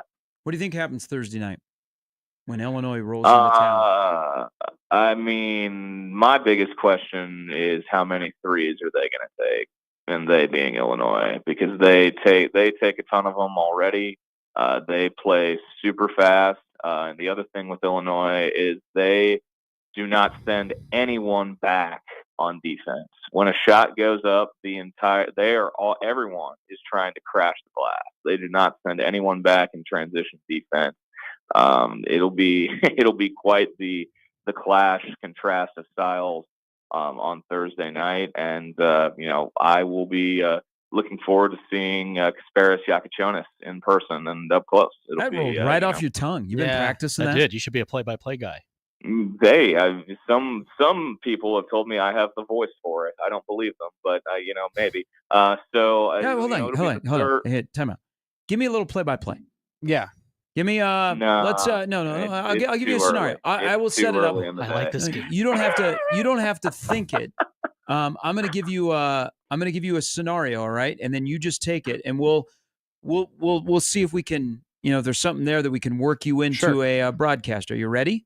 Mm-hmm. I don't like where this is going. No, this is great because this is expanding your empire. We're trying. Yes, you're planting your seed. Exactly. I was going to say, did you just imply that I have an empire? That's awfully. Oh, you have a monster empire. You have a castle. Yeah. Okay. With a you moat. Ready? Are you ready? Sure. Okay, I'm going to give you the scenario because I think you were in the building, so you should recall this. So this is the memory. Start of the Indiana-Nebraska game up in Minneapolis last year, Big Ten tournament. Why are you laughing? It ended up really well. because I know what you're gonna say. No, this is the beginning of the game. Okay. Tominaga intercepts a pass across the lane and drives all the way down the floor. He dingles and he dangles and he gets into the paint and he kicks it out to Bryce Williams. Take it from there. I can't. I'm too tired. I'm sorry. I can't. I hate to disappoint the Chick people. Hearn was never too tired. Yeah, Chick Hearn. Well, Johnny Chick Hearn- Most. Chick Hearn and Johnny Most Johnny would have been on their third glass of scotch by this point. By this point in the morning, it's a Monday. They also didn't drive home. They didn't drive home from Madison last night like I did. So Did you stop at the world's largest truck stop? I did not. I went the Dubuque way, so I did not go to. The Dubuque way. You can put that the on Dubuque a t-shirt. way. Yep, the Dubuque way. That's how I got home. But, Podcast name. Yeah, no world's largest truck stop for me, unfortunately. All right. What was the pregame spread in Madison yesterday? I didn't get there in time. I got there fashionably late. I literally walked in as they were. Yeah, singing you the do anthem. that a lot. You gotta start the getting LA the games guy. earlier. Like you and me need to have a discussion. Like when we go to these games, I'm done walking in at 7:03 for a 7:05 tip. All right. Okay, I like to I'm sit not gonna- down. I'm gonna- I like I'm to gonna- grab I'm a gonna- beer. I like to get the program. I like to walk around. You just mosey on in at 7:04 all I'm the time. Team Matt here. Okay. I'm gonna blame our arrival time on the other two members of our party from last week. You were the Matt. leader. I was- You were the leader. Okay. You put it all together. It starts you're at the correct. top, Bigelow, and you need to You're be correct. better at taking responsibility for everybody else's actions. I don't want to hear anything about energy and effort and positivity from you.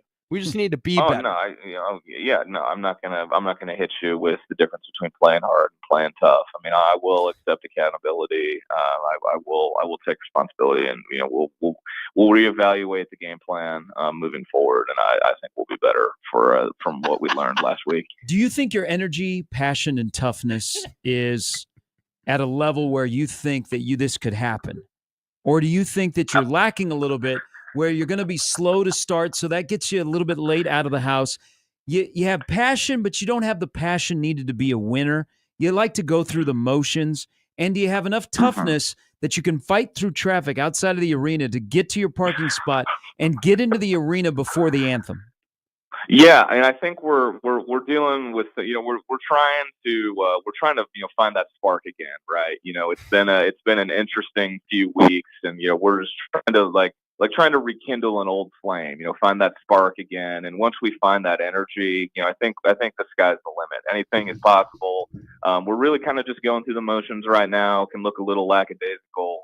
Need to focus on team chemistry, top to bottom, and just remember that we're all that we're a team, and we all have one common goal. And once we get everyone locked in on moving forward and focusing, I really think the sky's the limit. Any discussion on maybe changing the lineup and what beer you order first? I think we're definitely, it's not about the first beer you order. It's about the last beer you order. It's about how you finish. It's about how you finish your pregame. More so than how you start it. You can start with a beer, and maybe you end with a shot, or you end with a cocktail, and you gotta it just depends on it's very matchup dependent. Depending on lineups, you can think that maybe you have a seltzer. Depending on if you want to play small, and it's all in the analytics. Numbers never lie, but I think it's not about the first drink you order; it's about the last drink you order. Just remember when you're drinking that, because drinking, you got to score. So when you get it up to your lips, don't miss those like little bunnies. Yeah, that should go right down the gullet. Yeah, not like down the chin and onto the front of your your polo. Don't be Ted Stryker. Yes, and like if you you don't want to miss the up close, and also maybe you're ordering things that are you have a low percentage at you have a low success rate with. If you've had a low success rate with this drink like your entire life, but for some reason you just keep thinking, what, maybe this will be the one. Maybe this will be the one that changes things, and you're just looking, for whatever reason, you're just like, vodka sodas. I'm like, I'm like 30% with vodka sodas. I wish this my was a entire post game. career, Yeah. But I'm just gonna keep chucking these vodka sodas because I don't want to lose my confidence. I don't know if you're really bad at this or you're just throwing in the towel. That's for a later discussion. But to finish this up, like the defense, like I know you're single and you're mingling out there. Are you going to double the woman that is a lot taller than you? Yes. Or are you going to find Thickness. that lone attractive female that you think you can be a match with that's standing outside of the concession stand waiting for her friends, but she's out there all alone? You know that she's asking for something. Are you going to be that defender, but unfortunately you're going to be lazy on the closeout and somebody's going to swoop in and take her away?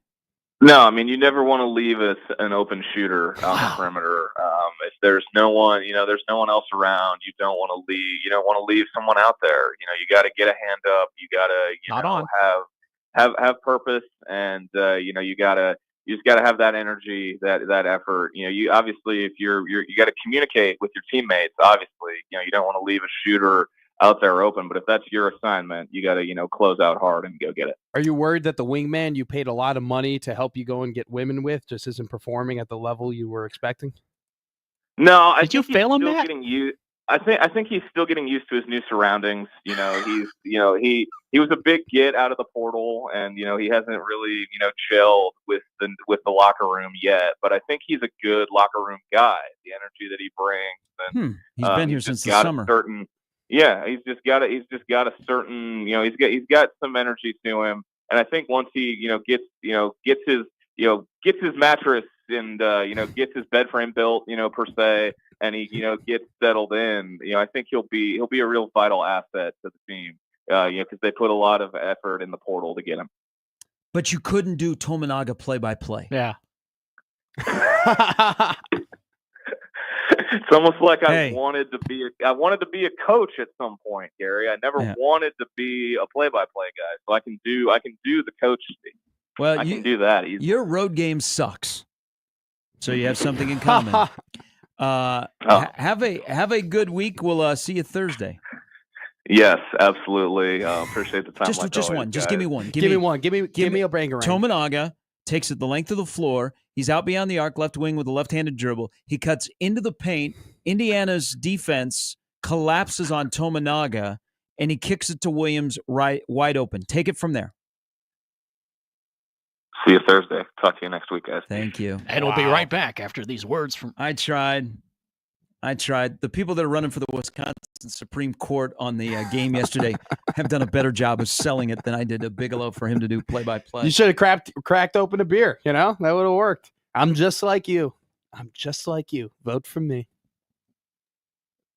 So apparently it's all up to you, Matt, to help Jacob out in that. Why do I have to be the person? That's that what I wanna know. facilitates I don't know how everything? did this Why do I happen? gotta be the hot rod? I got my own problems. I got my own issues in the locker room, right? I'm going through a lot right now. I just disappear in the bar, and then I reappear, and then I take a couple shots, and then I disappear later. Pretty good though. I'm a good number 2, not a great number 1. Good. I'm a really, really good number 2, not a great number 1. Didn't know I'd be doing a show next to Bryce Williams today. But We're back with more after this.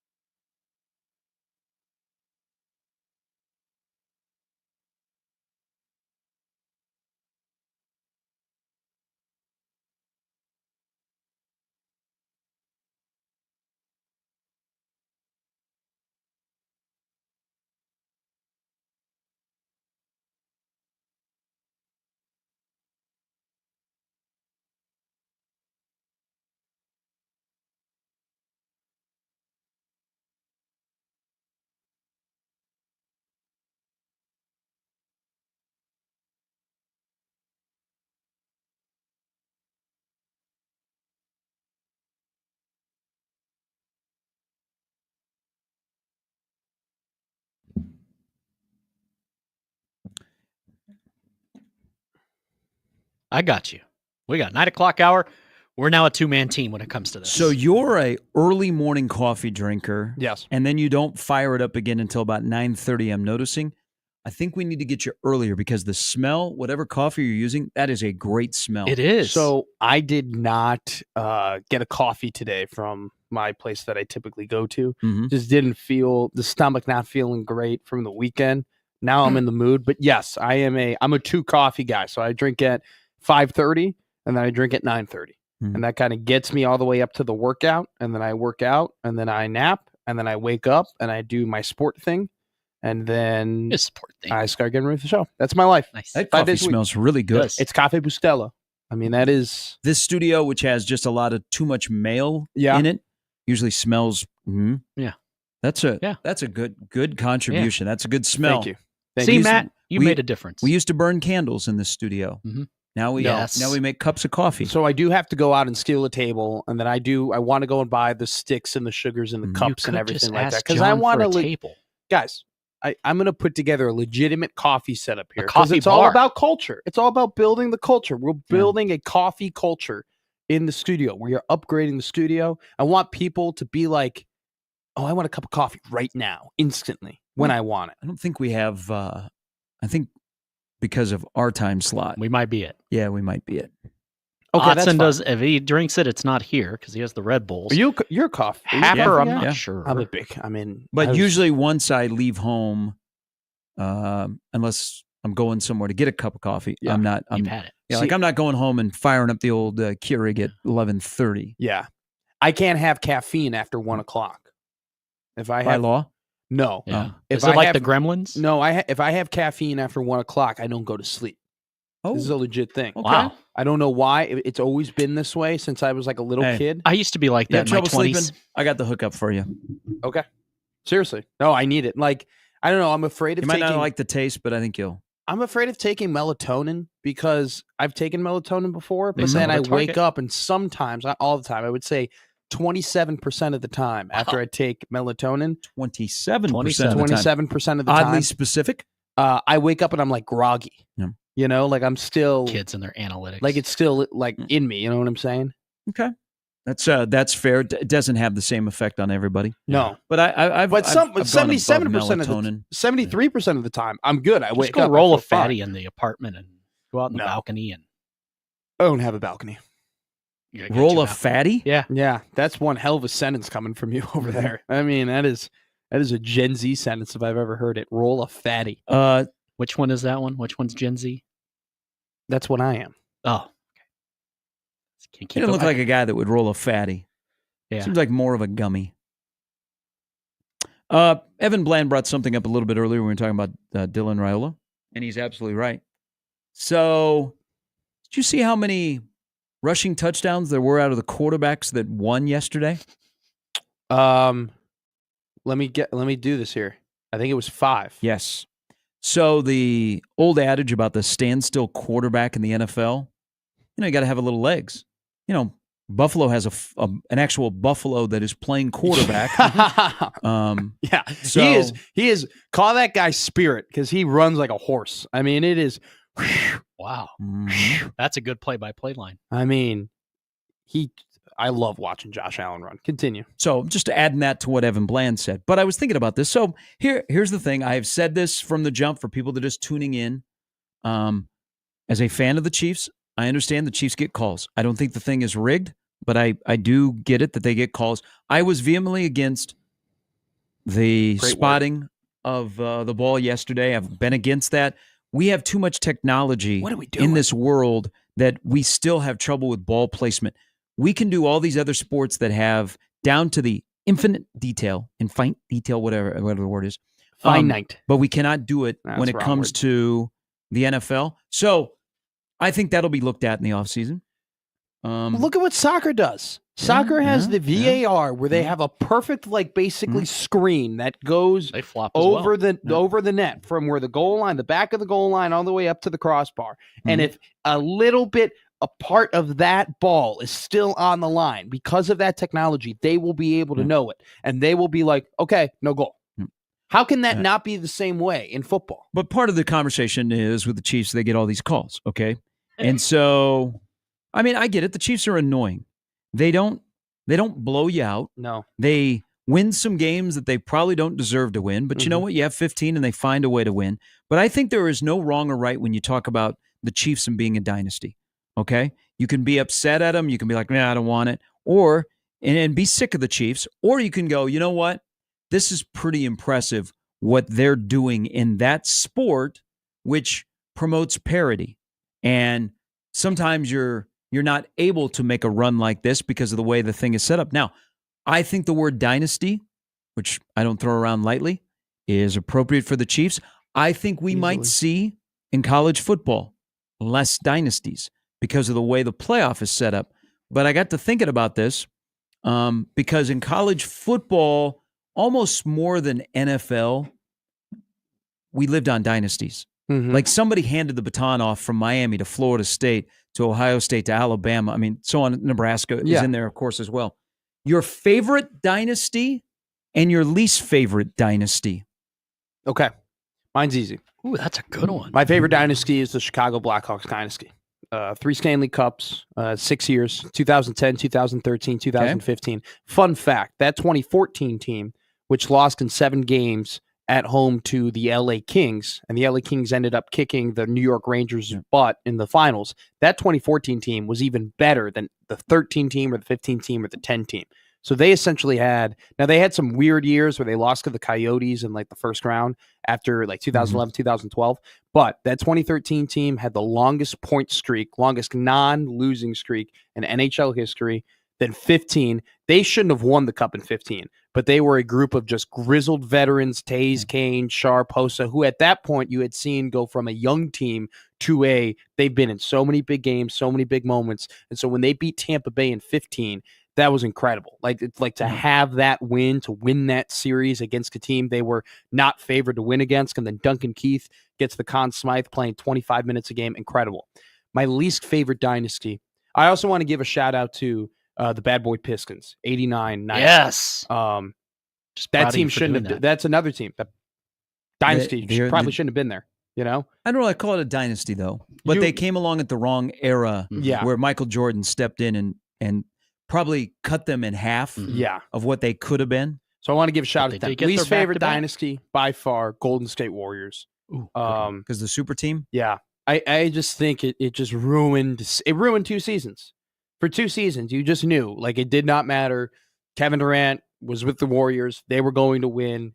In 2019, they don't get 3 in a row, and they lose to the Raptors, but they end up winning in 15, 17, and 18, and then 22 as well. I mean, that was an impressive one. But by far, because of Kevin Durant joining the Warriors, least favorite dynasty, Warriors. It's a good one. My least favorite one, I would say, is the Warriors. You can't say the Chiefs because it's recency bias, so you have to take that out of the equation. You got to go. So I'd say the Warriors for that exact reason. But my favorite, since we're being biased, and we all should be biased, is the Spurs dynasty in the mid-2000s. Yeah. 03, 05, 07. You could argue they could have won 04 and 06, but I'll argue that they wouldn't have won in 04 because that was the Pistons, and they lost to the Lakers in round 2. But 06, I still have nightmares about. I'm still bitter about Manu Ginobili following Dirk Nowitzki. Yeah. You didn't have to foul him. You're up by 3. It's over. Anyway, they would have won. They would have rolled Miami in the finals. They would have rolled Phoenix in the conference finals. They would have won so many championships. Oh, it would have been great. My least is the Yankee run from 23 to 62. I remember it just like yesterday. I will tell you my 2 favorite dynasties, and maybe favorite for one isn't the right word, but I have great respect. I also want to add something. You were mentioning the Pistons run. Yeah. You guys realize that in the heyday of Florida State football, they had 14 straight years where they finished in the top 5. Mm-hmm. That is, 14 straight years where they finished in the top 5. Mm-hmm. Wow. So these are my 2 most prominent dynasties in my sportshood. Is Nebraska, of course. Of course. Yeah. I mean, let's just spit some facts here. 93, 97, you went 49-2. You won titles in 94, 95, and 97. And you made an appearance in 93 in the national championship game. And oh, by the way, you won your conference from the Big 8 to the Big 12 in 91, 92, 93, 94, 95, 97, 99. Because 96 was Texas. Okay, that was that run. But there's another one, and I think we became desensitized to this dynasty Okay. because it was so dominant. Nick Saban at Yeah. Alabama. Yeah.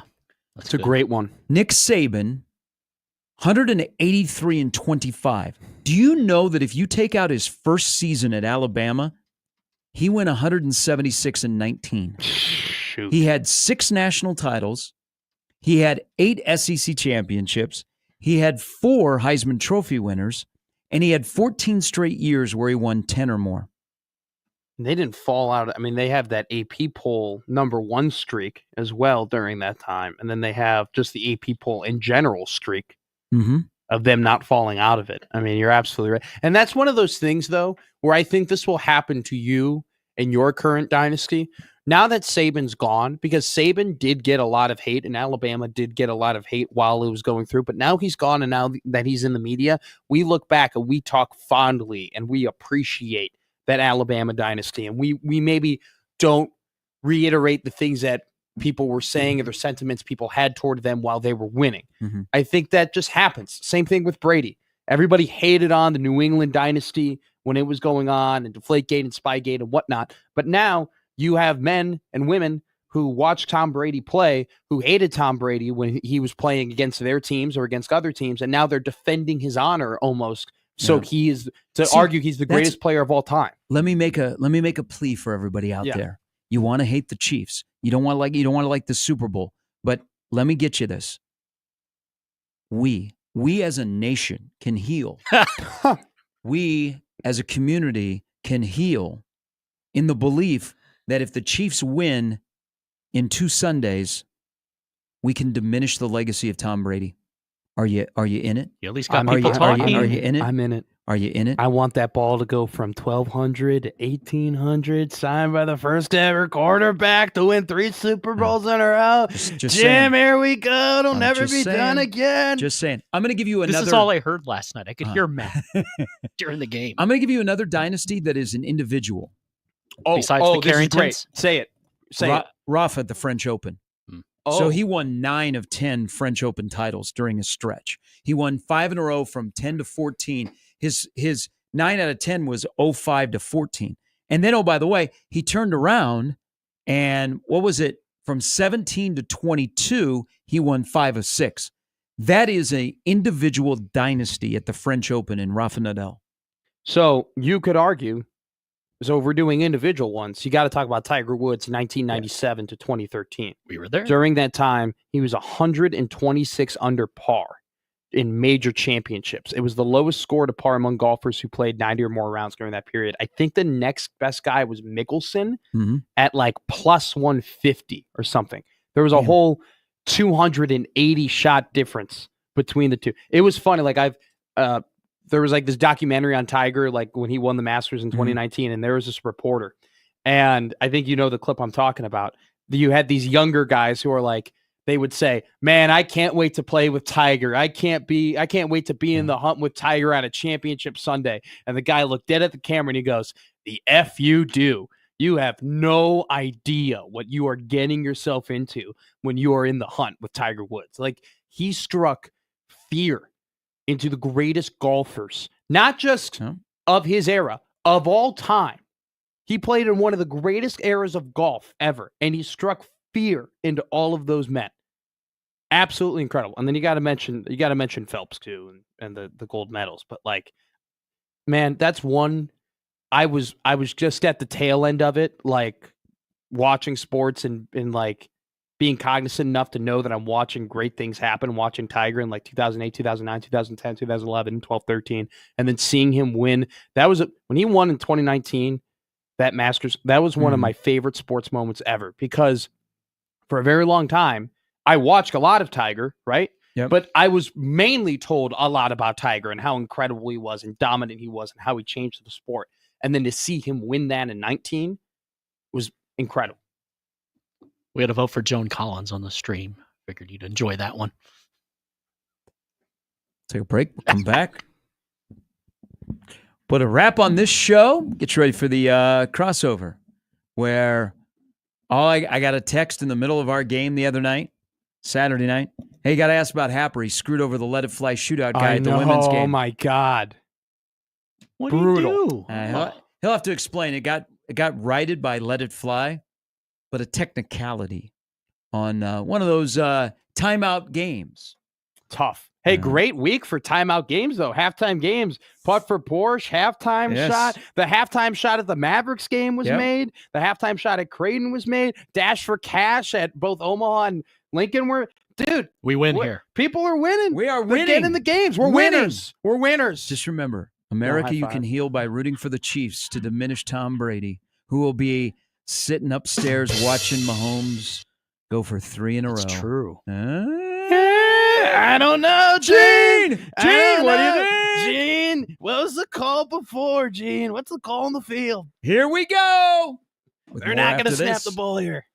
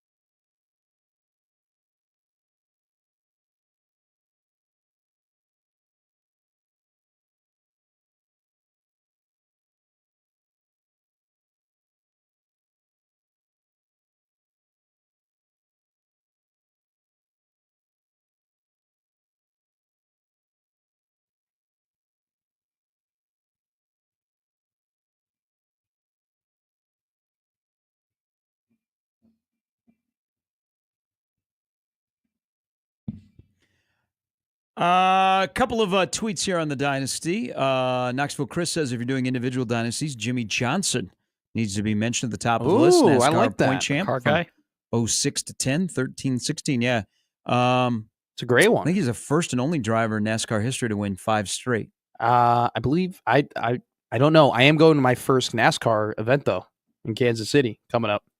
Got a very good friend of mine who works for one of the racing teams and got a great job. Very happy for him, and we're going down there. We're gonna have a great time. Have you been to a NASCAR event before? Yes, when I was living in South Florida, I used to go to Homestead every year. Oh, okay, fun.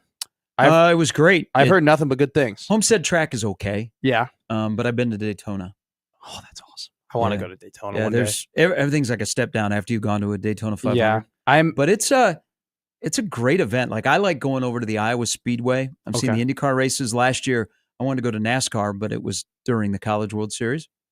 I've gotten into racing a little bit, not just like F1, but like NASCAR as well. And then, I forgot his name. I don't think you can be an F1 and NASCAR fan at the same I time. think you can. I'm just a sports fan. I don't just think like you can to say sit I'm a down motorsports and, fan. I think you need to talk with Nick Grimm. and choose that sport in this state Why do or we in this have to country that got gatekeep? elevated by Netflix because they're completely different. They're completely different styles of racing. Exactly, and I enjoy them both.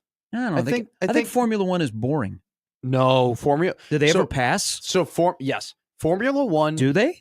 Yes, Formula One is dependent on the track, though, Gary. So if you have a bad track like Monaco, where it's hard to pass people, that's a boring race. But then you have some Yeah, and they track, don't ever say and that you have- about NASCAR. and you have a bad. Well, Boy, Bristol's going to be tight. What track do you? I mean, you just have like different lanes and how long it is. You don't really have the intricacies that F1 has. I like them both. I can like the intricacies of both. They're both different. NASCAR is like very much like bump and grind, and like you gotta I remember that. you have to hit tires, and you got to be strategic about when you come in and like how you pass, and like you can't wreck people. But some people like Austin Dillon like to wreck people because that's what Right. they do. I'm more NASCAR where I can bring my cooler compared to Formula One where I Or don't bring have your a yacht. a Louis Vuitton Yeah. bag. What? How'd you say that? Louis Vuitton. I say it with an accent. Louis Vuitton. Yes. Louis Vuitton. Yes. Chanel. News out of Nebraska football this morning. Yeah, I saw that. What did you see? Rocco Spidler going to be visiting Nebraska, the former Notre Dame offensive lineman.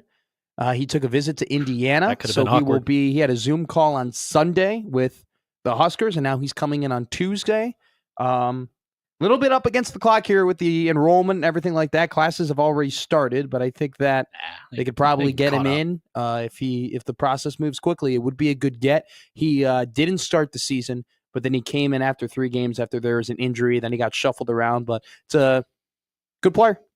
Assistant salaries have been released. Oh, is that okay? my John Butler bad. Oh, can I guess? will Can I- make. can I Okay, guess? go ahead. John Butler will make $950,000. His salary was adjusted to $1 million on December 10th. Okay. He'll make $1.1 million for the 26 season. Okay. So they're saving some money there because Tony White made 1.6. Yes, Holgerson will make 1.2. but he's getting Paid in Red Bull? Yes. partially paid out by Houston, right? Mhm. So that's kind of helped them as well. Now, Here we go. Marcus Satterfield, still coaching the tight ends. What do you think his salary is? $1 million. 1.4 million.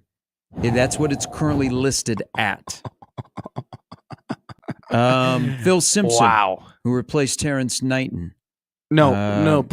Simpson's just got an OL. coach the edge rushers. Oh, okay. Oh, 350,000 for the upcoming season. Addison Williams will make 625,000 for the Wow. upcoming season. definitely because he was a former DC. Yep. Definitely had something to do with it. John Butler was scheduled to make 700,000 as that role. I want Terry DeKeel. Braden. His contract is still pending because he DeKeel? has not started. Do you have DeKeel Shorts? His number? Wasn't that announced last month? I don't know. Because he got bought out. So are they just paying him what they were paying him at Kentucky? I don't know. I think that was released.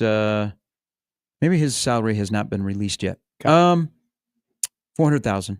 Yeah, checks out. McGuire was making $350, so to be the wide receivers coach. So there you go. $1.4 million for a tight ends coach. Well, that's what it is right now. yeah. Well, better be lower. What if it's not?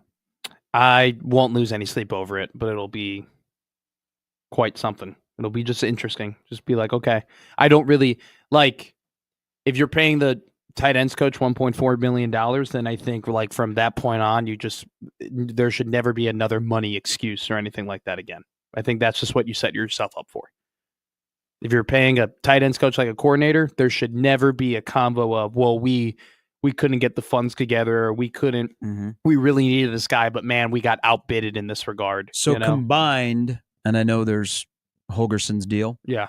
Nebraska's 2 coordinators will make less than Penn State's defensive coordinator. Jim Wow. Knowles making $3 million, which is low-end Power 4 money.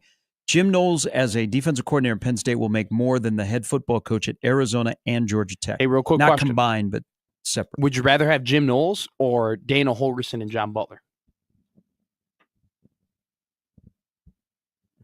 Give me Dana. Let's see what the year looks like with him. All right. I'll see what, Ponder that question. I think it's a great question. We'll talk to you tomorrow at 6. Crossover's coming up next.